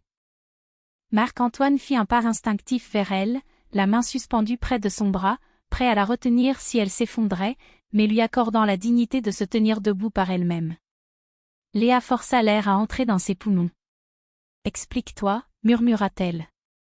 Immédiatement. Nathalie serra le nourrisson en larmes, les phalanges exsangues. Le mascara noircissait davantage ses joues. Avant le gala, avant que tout ne s'écroule. Christophe a rencontré un consultant. Un expert en gestion de crise. J'ai surpris leur conversation téléphonique. Il a dit qu'il lui fallait une assurance au cas où tu ne resterais pas silencieuse. L'estomac de Léa se tordit.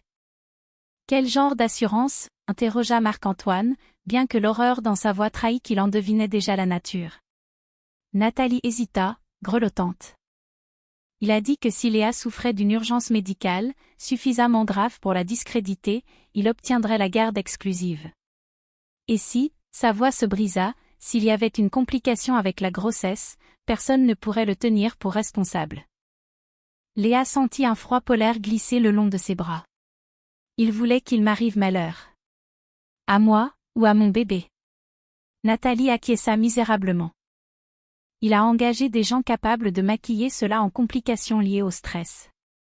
Une mauvaise chute, une rambarde d'escalier défaillante, voire la substitution de tes médicaments. Léa plaqua une main sur sa bouche, réprimant à haut le cœur. Maya murmura, « Mon Dieu !» Marc-Antoine se plaça cette fois délibérément devant Léa, son corps tendu comme de l'acier forgé. « Vous êtes en train de me dire que Christophe prévoyait d'assassiner son enfant à naître pour sauver sa réputation ? » Oui, pleura Nathalie en se cachant le visage. Il a dit que si le bébé ne survivait pas, il prendrait un nouveau départ avec moi, avec un fils qu'il pourrait réellement modeler. Je refusais d'y croire. Je me disais qu'il parlait sous le coup de la colère, qu'il bluffait. Je me persuadais qu'il n'irait jamais jusque-là. La voix de Léa se fait là. Et tu es quand même resté ? J'étais terrifiée, pleura Nathalie, et stupide, et avide. Je croyais qu'il m'aimait. Je croyais que ce bébé m'offrirait un avenir. Je ne le savais pas capable d'une telle monstruosité. Les flocons de neige tapotaient doucement la verrière. En contrebas, les hommes près du SUV demeuraient impassibles, sombres sentinelles guettant un signal. Léa enlaça son propre ventre, protégeant instinctivement son enfant. Pourquoi sont-ils ici maintenant ? Parce que, chuchota Nathalie, ils pensent que je détiens le disque dur, et ils savent que l'empire de Christophe s'écroule. Ils veulent détruire toute preuve compromettante avant que la brigade financière ne perquisitionne l'hôtel particulier. Maya tapait frénétiquement sur son téléphone. Je vérifie. Oui, les journaux annoncent que Christophe ne s'est pas présenté à son audience. Il s'est volatilisé. La police pense qu'il a bénéficié d'une complicité. De qui ? Demanda Marc-Antoine. Nathalie déglutit. Son frère, Dylan. C'est toujours lui qui efface les traces de Christophe. Léa ferma les yeux. Dylan Valmont. L'ombre taciturne et menaçante des repas de famille, celui qui observait tout sans jamais piper mot, celui qu'il avait toujours détesté. Marc-Antoine fit les 100 pas près de la fenêtre, analysant les silhouettes immobiles en bas. Nous n'avons plus beaucoup de temps avant qu'il ne passe à l'offensive. Nous devons d'abord mettre Léa et le bébé en sécurité. Léa releva la tête. Et pour le disque dur ? Nathalie prit une inspiration tremblante. Il est dissimulé dans l'hôtel particulier. Dans le bureau privé de Christophe, derrière le portrait de son père. Marc-Antoine jura entre ses dents. Ce bâtiment doit grouiller de flics et de mercenaires à l'heure qu'il est, dit Maya. Tenter de le récupérer reviendrait à se jeter dans la gueule du loup. Léa sentit sa peur se métamorphoser, lentement, telle la glace fondant pour nourrir un torrent puissant et silencieux. Mais nous avons besoin de ce disque pour en finir une bonne fois pour toutes. Marc-Antoine plongea son regard dans le sien. Léa, tu n'as pas à risquer ta vie pour des preuves. Mes équipes de sécurité peuvent s'en charger. Elle secoua la tête. Christophe a ruiné ma réputation, tenté de me voler mon enfant, et a failli anéantir mon avenir. C'est mon combat. Nathalie s'avança, le visage inondé de larmes. Tu ne peux pas y aller seule. Ils te tueront. Je ne suis pas seule, rétorqua Léa en soutenant le regard de Marc-Antoine. Avant que quiconque ne puisse ajouter un mot, les lumières de l'immeuble clignotèrent à nouveau, plus violemment. Le courant fut coupé pendant 2 longues secondes, puis les éclairages de secours prirent le relais. Un fracas métallique et assourdissant résonna depuis la cage d'escalier. Le visage de Maya se vida de son sang. Ils sont dans l'immeuble. Marc-Antoine réagit au quart de tour. Léa, recule derrière moi. Mais Léa resta clouée sur place. Elle fixait la porte de l'escalier, le cœur battant à tout rompre, parce qu'elle entendait des pas lourds. Délibérés. Qui se rapprochait. Puis, une voix familière traversa la porte blindée, la voix que Léa aurait voulu ne plus jamais entendre. Léa, ouvre cette porte. Il faut qu'on parle. C'était Christophe. La porte d'accès aux escaliers trembla sous la frappe d'un poing lourd. Léa, gronda la voix de Christophe, étouffée mais d'une netteté effrayante. Ouvre cette porte tout de suite. Le sang battait au tympan de Léa. Elle se surprit à presser une main contre son ventre, prenant une lente inspiration, protectrice, inébranlable, parée à l'affrontement. Le bébé de Nathalie gémit, réceptif à l'angoisse ambiante. Maya se tenait pétrifiée près de l'îlot central, serrant son téléphone tout en murmurant des instructions à l'équipe de sécurité privée de Marc-Antoine. Ce dernier s'approcha de l'entrée, chaque muscle de son corps bandé avec une précision redoutable, tel un général prêt à mener une guerre qu'il avait déjà prévu de remporter. Un nouveau coup, plus violent. « Léa !» hurla Christophe avec plus de force. « Je te donne 5 secondes avant de défoncer cette porte. » Marc-Antoine se glissa près d'elle, la voix basse. Il a perdu la raison. Tu ne t'approches pas de cette porte. Mais Léa ne recula pas. Elle resta exactement là où elle était.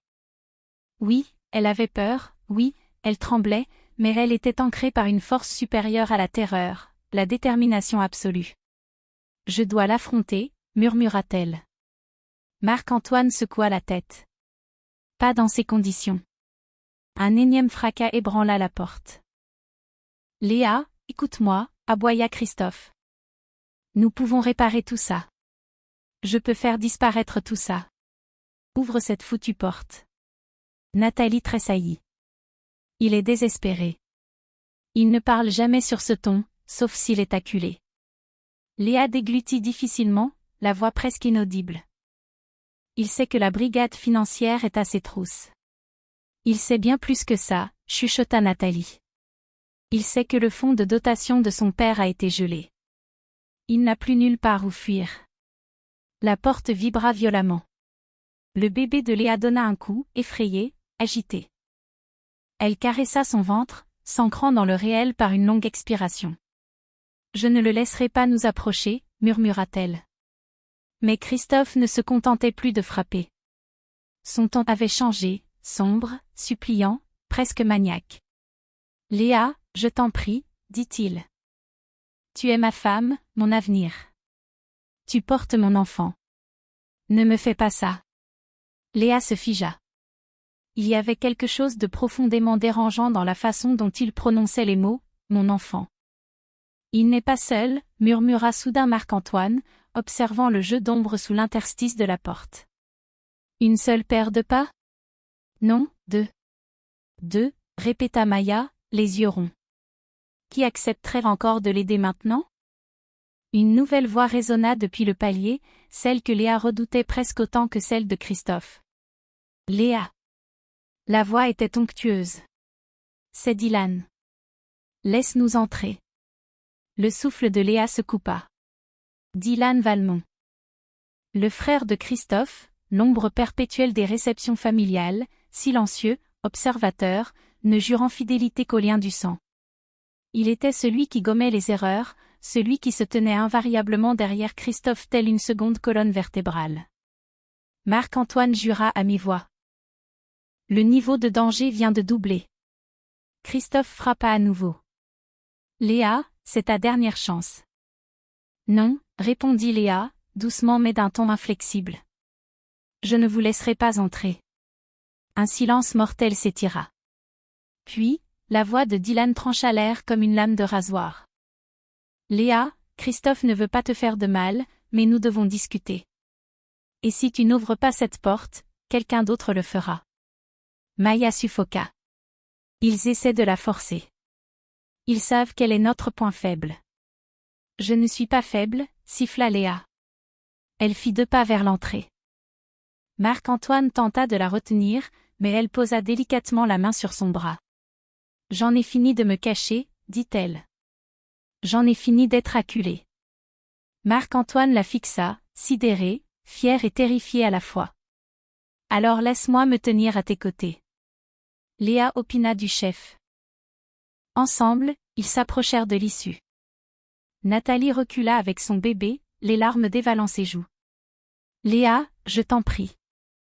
Je t'en supplie, fais attention. De l'autre côté, la respiration de Christophe se fit plus lourde, toute proche, erratique, désespérée. Léa, murmura-t-il, la voix chevrotante. Si tu as un jour éprouvé le moindre sentiment pour moi, ouvre cette porte. Léa posa sa paume contre le métal glacial. J'ai éprouvé des sentiments pour vous, dit-elle. Autrefois. Le silence retomba. Elle poursuivit, la voix affermie. Mais je ne vous appartiens pas. Je ne vous ai jamais appartenu. Un crash brutal ébranla les gonds. Dylan rugit, bouge de là, Christophe. Tout de suite. Marc-Antoine tira Léa en arrière juste au moment où la porte d'escalier se pliait vers l'intérieur sous la violence du choc. Ils essaient de la défoncer, hurla Maya. Marc-Antoine saisit les épaules de Léa. File dans la pièce sécurisée. Maintenant. Mais le regard de Léa s'était verrouillé sur un détail. Quelque chose qu'elle venait d'apercevoir par l'étroite fente des gonds déformés par les coups. Une troisième silhouette, qu'elle reconnut instantanément. Ni un garde, ni un policier, ni un homme de main de Christophe. Une femme. Clémence. Ses yeux croisèrent ceux de Léa à travers la fente. Ouvre, cracha Clémence. Tu me dois bien ça.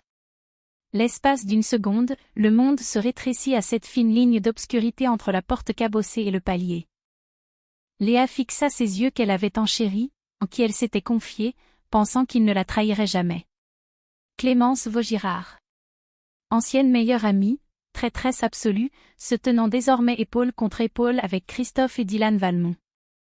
Elle semblait possédée, les cheveux en bataille, le maquillage dégoulinant, le souffle court et saccadé. La rage tordait ses traits, mais elle masquait un poison plus mortel encore, le sentiment de supériorité. Tu me dois bien ça, répéta Clémence, sa voix déchirant le silence comme des éclats de verre. Léa recula d'instinct. Marc-Antoine l'accompagna, faisant de son propre corps un bouclier entre elle et la porte qui cédait. Nathalie gémit depuis l'autre bout de la pièce, serrant convulsivement son enfant, tandis que Maya la poussait vers le recoin le plus protégé de la cuisine. La voix de Marc-Antoine devint basse, mortelle. Léa ne lui répond pas, mais Léa le fit, parce qu'il le fallait. Non, dit-elle d'une voix tremblante mais cristalline. Je ne te dois absolument rien, Clémence. Pas après ce que tu m'as fait. Clémence gronda comme une bête. Ce que je t'ai fait? Je t'ai rendu célèbre. Elle frappa la porte de sa main nue. Sans moi, tu ne serais toujours personne. Le monde entier ne s'intéresse à toi que parce que je leur ai jeté ton histoire en pâture. Cette histoire a failli me coûter mon enfant, riposta Léa. Les yeux de Clémence s'enflammèrent. Ton enfant? Celui dont Christophe ne voulait même pas? Celui qui a tout gâché? Clémence, ferme ta gueule, aboya Christophe. Tu ne fais qu'aggraver les choses. Clémence se retourna vers lui, furieuse. C'est moi qui aggrave les choses? C'est toi qui as été infoutu de garder le contrôle. Tu m'avais promis un poste prestigieux. Tu m'avais promis un avenir. Tu m'avais juré que si je t'aidais à détruire Léa, je ferais enfin partie de la cour des grands. Léa sentit le sol tanguer. Clémence n'avait pas seulement été un pion. Elle était la clé de voûte de la conspiration. Le poing de Marc-Antoine se serra. Léa, recule. Ils ont tous perdu la raison. Mais Léa ne bougea pas. Elle en était incapable, car toutes les pièces du puzzle s'assemblaient enfin. Chaque rumeur, chaque fuite, chaque ombre dans les couloirs. Clémence avait toujours tiré les ficelles. Pourquoi, murmura Léa. Pourquoi m'as-tu fait une chose pareille? Clémence rit d'un rire amer, collant son front contre le métal déformé. Parce que tu avais tout, Léa. Absolument tout, et tu te comportais quand même comme si tu ne le méritais pas, elle frappa de nouveau, assez fort pour faire trembler la structure. Tu avais Christophe. Le mariage de rêve. Le bébé. Et tu n'as jamais daigné te retourner vers les gens que tu avais laissés en bas de l'échelle. Je ne t'ai jamais abandonné, cria Léa. C'est toi qui m'as tourné le dos dès l'instant où Christophe a commencé à te prêter de l'attention. Une lueur de honte traversa le regard de Clémence, balayée à la seconde suivante. Il m'a dit que j'étais meilleure que toi. Il m'a dit que je méritais d'entrer dans ce monde. Il vous a menti, trancha sèchement Marc-Antoine. Comme il ment à tout le monde. La voix rocailleuse de Dylan retentit derrière la porte. Assez discuté. Pousse-toi. Avant que quiconque ne puisse esquisser un geste, la porte se courba vers l'intérieur d'un bon centimètre. Nathalie hurla. Maya composait un numéro frénétiquement. Les renforts sont encore à 4 minutes. La mâchoire de Marc-Antoine se crispa. Il se planta délibérément devant Léa, prêt à encaisser le premier assaut. Léa, murmura-t-il, rejoint la pièce sécurisée, je t'en conjure. Mais Léa secoua lentement la tête. Je ne fuirai plus jamais devant lui. La porte gémit avec sinistrement, le métal hurlant contre le métal. Christophe cria, si tu n'ouvres pas, je te jure que... Que quoi, le coupa Léa, sa voix soudainement empreinte d'une puissance redoutable. Vous allez me blesser? Blesser mon bébé? Exactement comme vous l'aviez planifié? Silence. Puis Christophe gronda, vous ne savez rien. J'en sais bien assez, répliqua Léa. Et très bientôt, le monde entier saura tout. Clémence fulmina. Personne n'en aura rien à foutre de toi quand j'aurai obtenu ce que je suis venu chercher. Et qu'est-ce donc, exigea Léa. Le sourire de Clémence se tordit en une grimace monstrueuse. Toi. La porte s'arracha de son gond supérieur, basculant violemment vers l'intérieur, dévoilant les silhouettes menaçantes prêtes à faire irruption. Marc-Antoine plia les genoux, prêt à frapper. Mais avant que Christophe, Dylan ou Clémence ne puissent faire un seul pas dans l'atelier, une autre voix explosa derrière eux dans la cage d'escalier. Une voix magistrale et courroucée. Police judiciaire. Éloignez-vous immédiatement de cette porte. Christophe fit volte-face, paniqué. Le cœur de Léa fit un bond de soulagement, derrière son époux se tenait le commissaire Bastien Lefebvre, suivi de toute une brigade d'intervention. Et il n'était pas venu pour discuter. L'escalier sombra dans le chaos. Le commissaire Lefebvre grimpa la dernière marche, flanqué de 2 officiers armés. Leurs voix tonnèrent dans le boyau de béton. Main en évidence. Christophe Valmont, reculez de cette porte. Mademoiselle Vaugirard, lâchez ce téléphone. Dylan Valmont, face au mur. La stupeur fut immédiate. Christophe trébucha en arrière, livide et furieux. Clémence poussa un cri d'orfraie. Dylan porta la main à son manteau par pur réflexe, mais 3 officiers braquèrent leurs armes sur lui dans la seconde. Ne bougez pas d'un millimètre, aboya l'un d'eux. À l'intérieur du loft, les genoux de Léa menacèrent de la lâcher. Pour la première fois depuis des heures, peut-être des semaines, son corps ressentit enfin le droit d'abandonner son armure. Marc-Antoine la rattrapa doucement par la taille pour la stabiliser. C'est fini, Léa, murmura-t-il. Ils sont là. Mais Léa ne ressentit aucun apaisement. Pas encore. Pas avant que la vérité n'éclate au grand jour. Le commissaire Lefebvre bloqua la porte désaxée avec son épaule. Son visage était un mélange glaçant de colère et d'épuisement. Christophe Valmont, déclara-t-il. Vous avez violé les conditions de votre contrôle judiciaire, fit la justice, entravé une enquête en cours, et tenté d'intimider un témoin protégé. La voix de Christophe se brisa. Je n'ai rien fait. C'est elle. Elle m'a tendu un piège. Léa fit un pas en avant que Marc-Antoine ne puisse l'en empêcher. Non, Christophe. Vous avez creusé votre propre tombe. Chaque mensonge, chaque complot, chaque crime. C'est vous qui avez écrit cette fin. Le visage de Christophe se déforma de haine. Vous vous croyez supérieur à moi? Vous pensiez pouvoir me détruire et vous en tirer à bon compte? Vous vous êtes détruit vous-même, répondit doucement Léa.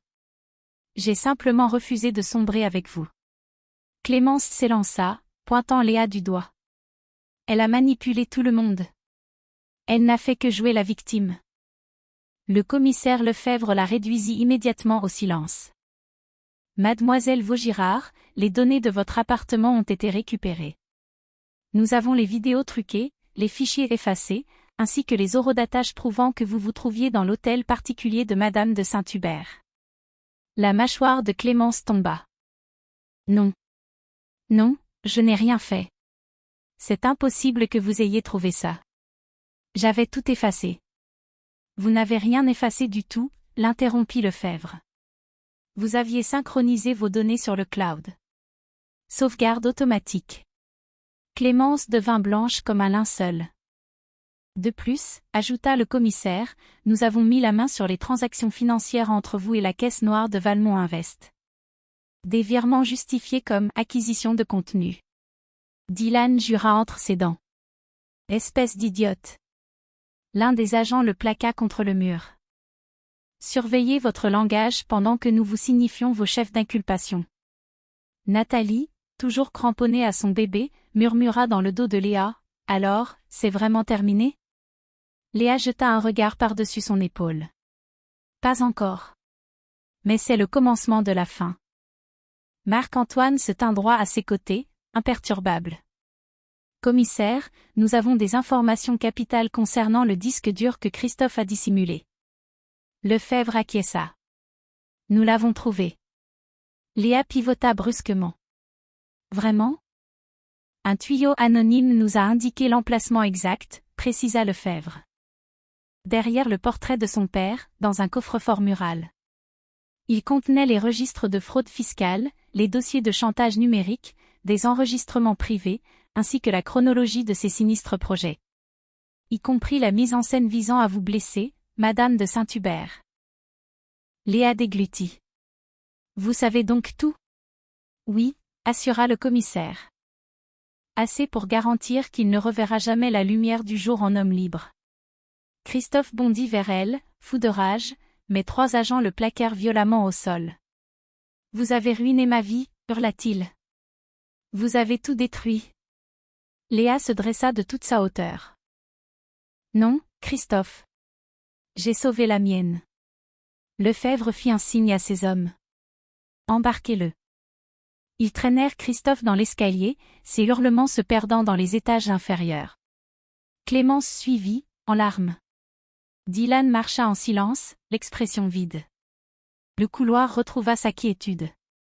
À l'intérieur de l'atelier, le seul bruit était le léger reniflement du bébé de Nathalie.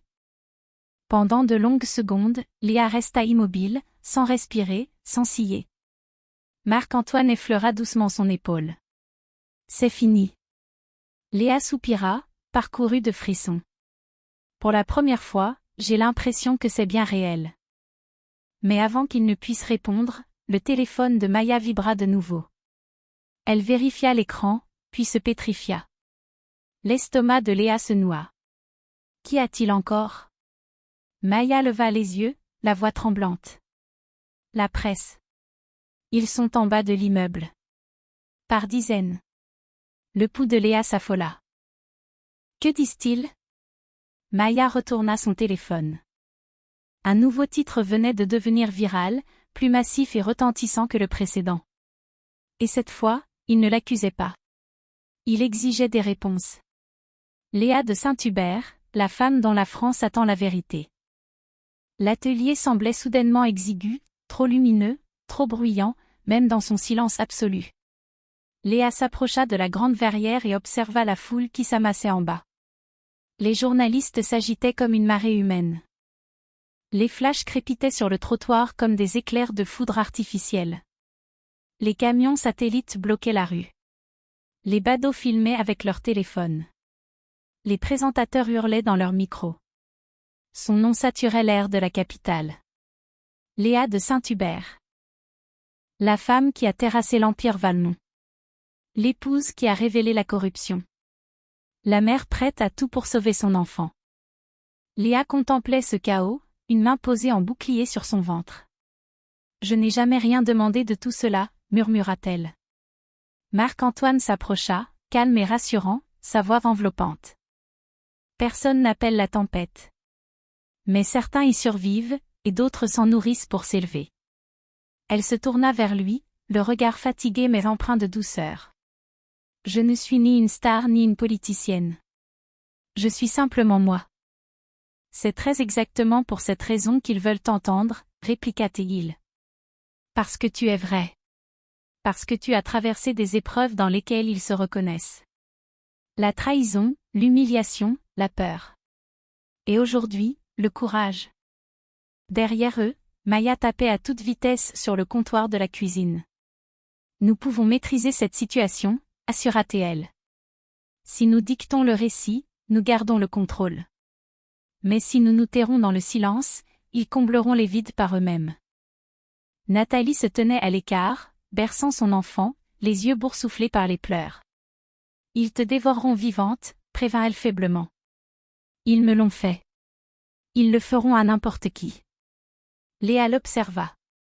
Il n'y avait plus de haine dans son regard, seulement une sorte de triste compréhension.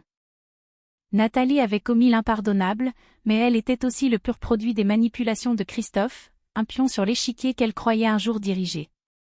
Léa prit une profonde inspiration. Que pourrais-je bien leur dire? Maya leva les yeux de son écran. La vérité. Exactement telle qu'elle s'est déroulée. Les actions de Christophe, ses manipulations, les pièges qu'il t'a tendus, à toi et à ton bébé. La poitrine de Léa se serra. Le monde entier connaîtra le moindre détail de ma vie privée. Marc-Antoine posa doucement sa main sur la sienne, sans l'accaparer, sans faire pression, juste pour l'ancrer dans le réel. Tu n'es pas obligé d'affronter cela seul. Son regard s'adoucit. Je le sais. Pour la première fois depuis le début de ce cauchemar, Léa sentit une lueur inédite vaciller en elle. L'espoir. Un espoir frêle, mais réel, de pouvoir redorer son blason, reconstruire son avenir et sa vie selon ses propres règles. Mais une autre pensée la frappa. Et pour le bébé, murmura-t-elle. Et le fils de Nathalie? Si la presse déforme tout ça, ils ne laisseront jamais les enfants tranquilles. Nathalie acquiesça, au bord des larmes. Ils en feront des gros titres à perpétuité. Maya répondit d'une voix apaisante, nous pouvons protéger leur identité et la tienne. Mais à la seule condition de prendre les devants immédiatement. Léa posa une main sur son cœur. Je refuse que mon enfant grandisse dans l'ombre glaciale de Christophe, ou étouffé par ce scandale. Tu ne l'élèveras pas dans l'ombre, corrigea Marc-Antoine. Tu l'élèveras dans la lumière que tu auras toi-même choisie. Léa inspira lentement. Elle repensa au gala, à son corps s'effondrant tandis que le Gotha parisien se repaissait de son humiliation. Elle repensa à l'hôpital, au battement de cœur de son enfant luttant contre la terreur. Elle repensa à ce loft, où elle avait commencé à reconquérir son identité. Et soudain, tout devint limpide. Elle ne parlerait pas par vanité. Elle ne parlerait pas par vengeance. Elle parlerait pour son enfant. Et pour toutes ces femmes qu'un homme comme Christophe Valmont avait un jour réduites au silence. Léa releva le menton. Je le ferai. Mais à une condition. Maya sia. Je t'écoute. Je veux du direct, trancha Léa. Aucun montage, aucune coupe, aucune manipulation de mes propos. La France entendra ce qu'il s'est passé, et comment ça s'est passé. Sans le moindre filtre. Marc-Antoine esquissa un sourire fier, profondément impressionné. Ce sera du direct. Maya s'empara de son téléphone. Je mets en place une conférence de presse ultra sécurisée dans le hall de l'immeuble. Les agents géreront les accès. Nathalie murmura, ils ne seront pas tendres avec toi, Léa. Je ne leur demande pas d'être tendres, répondit Léa. Je leur demande d'écouter. Maya se précipita vers l'ascenseur pour coordonner la logistique. Nathalie resta sur le canapé, rassurant son bébé. Marc-Antoine attrapa le manteau de Léa. Mais au moment même où elle glissait son bras dans la manche, un grésillement strident résonna dans le loft. L'interphone de l'immeuble venait de s'activer. Nous avons un problème, déclara le concierge, la voix chargée d'urgence. Un homme tente de forcer le barrage dans le hall. Il exige de parler à Madame de Saint-Hubert avant qu'elle ne s'adresse à la presse. Léa se pétrifia. Qui est-ce? Le concierge hésita un instant avant de lâcher, il dit s'appeler Dylan Valmont. Et il affirme posséder des informations sur Christophe que vous ignorez encore.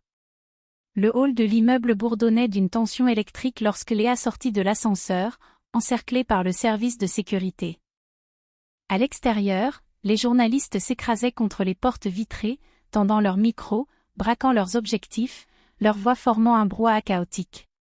Mais à l'intérieur, l'air était pesant, chargé d'une attente mortelle.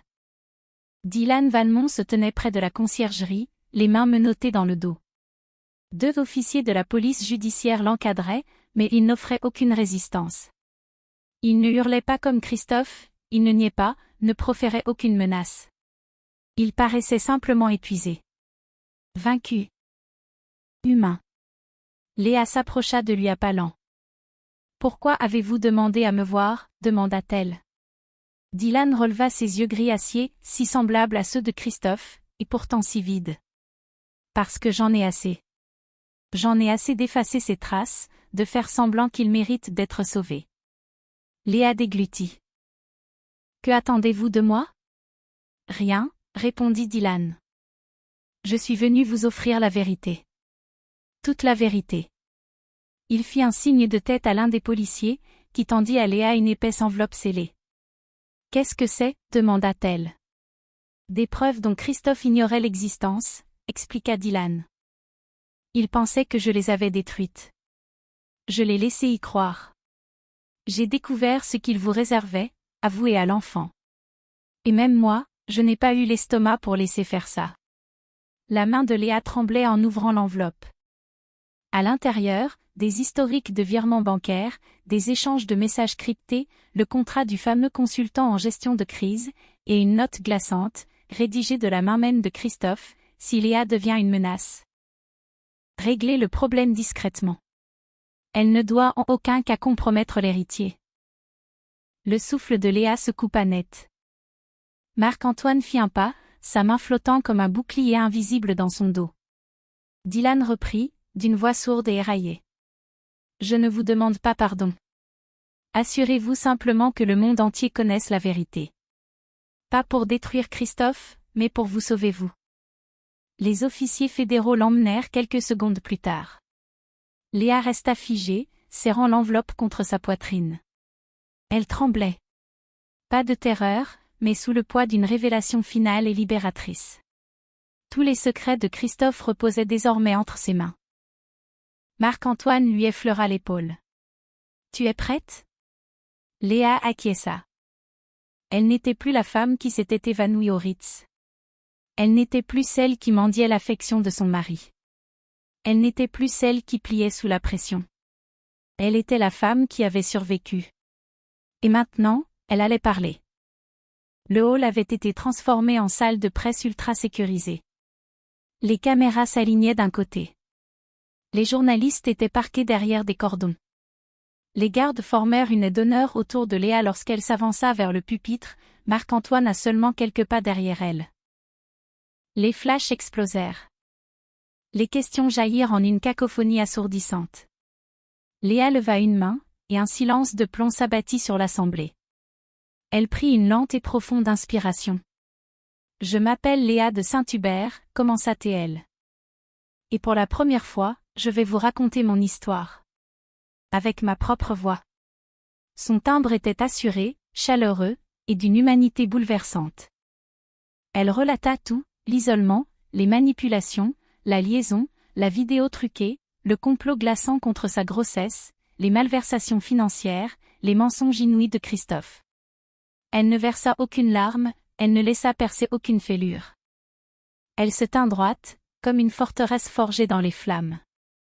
Lorsqu'elle eut terminé, elle posa la lourde enveloppe de Dylan sur le pupitre. « Ceci, conclut-elle, est l'exacte vérité. Et j'en ai définitivement fini de vivre dans la peur. » La salle explosa en clameurs, mais Léa s'était déjà détournée avant que la meute ne puisse l'assaillir. Marc-Antoine l'escorta vers une sortie dérobée, la soustrayant au chaos. Dehors, la neige tombait paresseusement sur une ruelle endormie de Paris, auréolée de l'éclat doré des réverbères. Léa s'immobilisa, une main posée sur son ventre, et sentit son bébé lui donner un coup vigoureux, comme pour l'applaudir.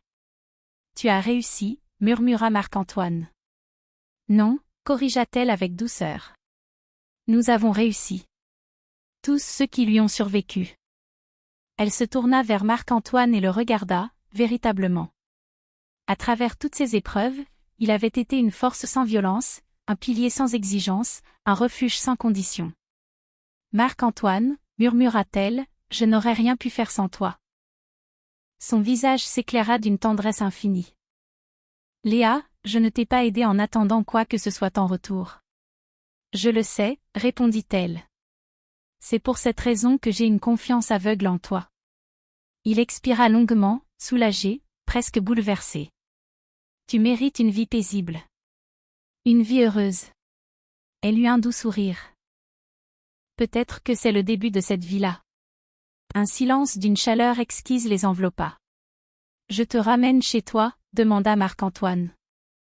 Léa glissa sa main dans la sienne, confiante, sereine, pleine d'espoir. C'est déjà fait, murmura-t-elle. Ils marchèrent vers la voiture qui les attendait, tandis que les flocons virevoltaient autour d'eux, purifiant l'air de la ville, lavant les péchés du passé. La presse continuerait de gloser. Les unes des journaux s'enchaîneraient. Mais Léa avait reconquis son existence, sa voix, son avenir. Bientôt, son enfant naîtrait dans un monde où sa mère se tenait debout, inébranlable. Une femme qui avait survécu. Une femme qui avait riposté. Une femme qui, enfin, avait trouvé la paix. L'histoire n'appartenait plus à Christophe Valmont. Elle appartenait à Léa, et à la vie majestueuse qu'elle était désormais libre de bâtir. C'est ainsi que notre histoire s'achève, mes chers amis. Et si vous m'accompagnez encore jusqu'ici, c'est que le voyage de Léa a résonné dans votre cœur d'une manière que les mots peinent à décrire. Peut-être qu'il vous a rappelé une époque où vous étiez blessé, incompris, ou contraint de vous rebâtir à partir du néant. Peut-être qu'il vous a rappelé la personne que vous étiez autrefois, ou celle que vous êtes en train de devenir. Mais la vérité que Léa nous lègue est absolue, la vie vous brisera. Les gens vous trahiront. L'amour vous décevra. Mais c'est à vous de décider ce qui s'élèvera des ruines. Comme l'a un jour écrit le philosophe stoïcien Marc Aurèle, l'obstacle est le chemin. Chaque blessure que Léa portait est devenue la force même qui l'a libérée. Et c'est une vérité à laquelle chacun d'entre nous peut se raccrocher.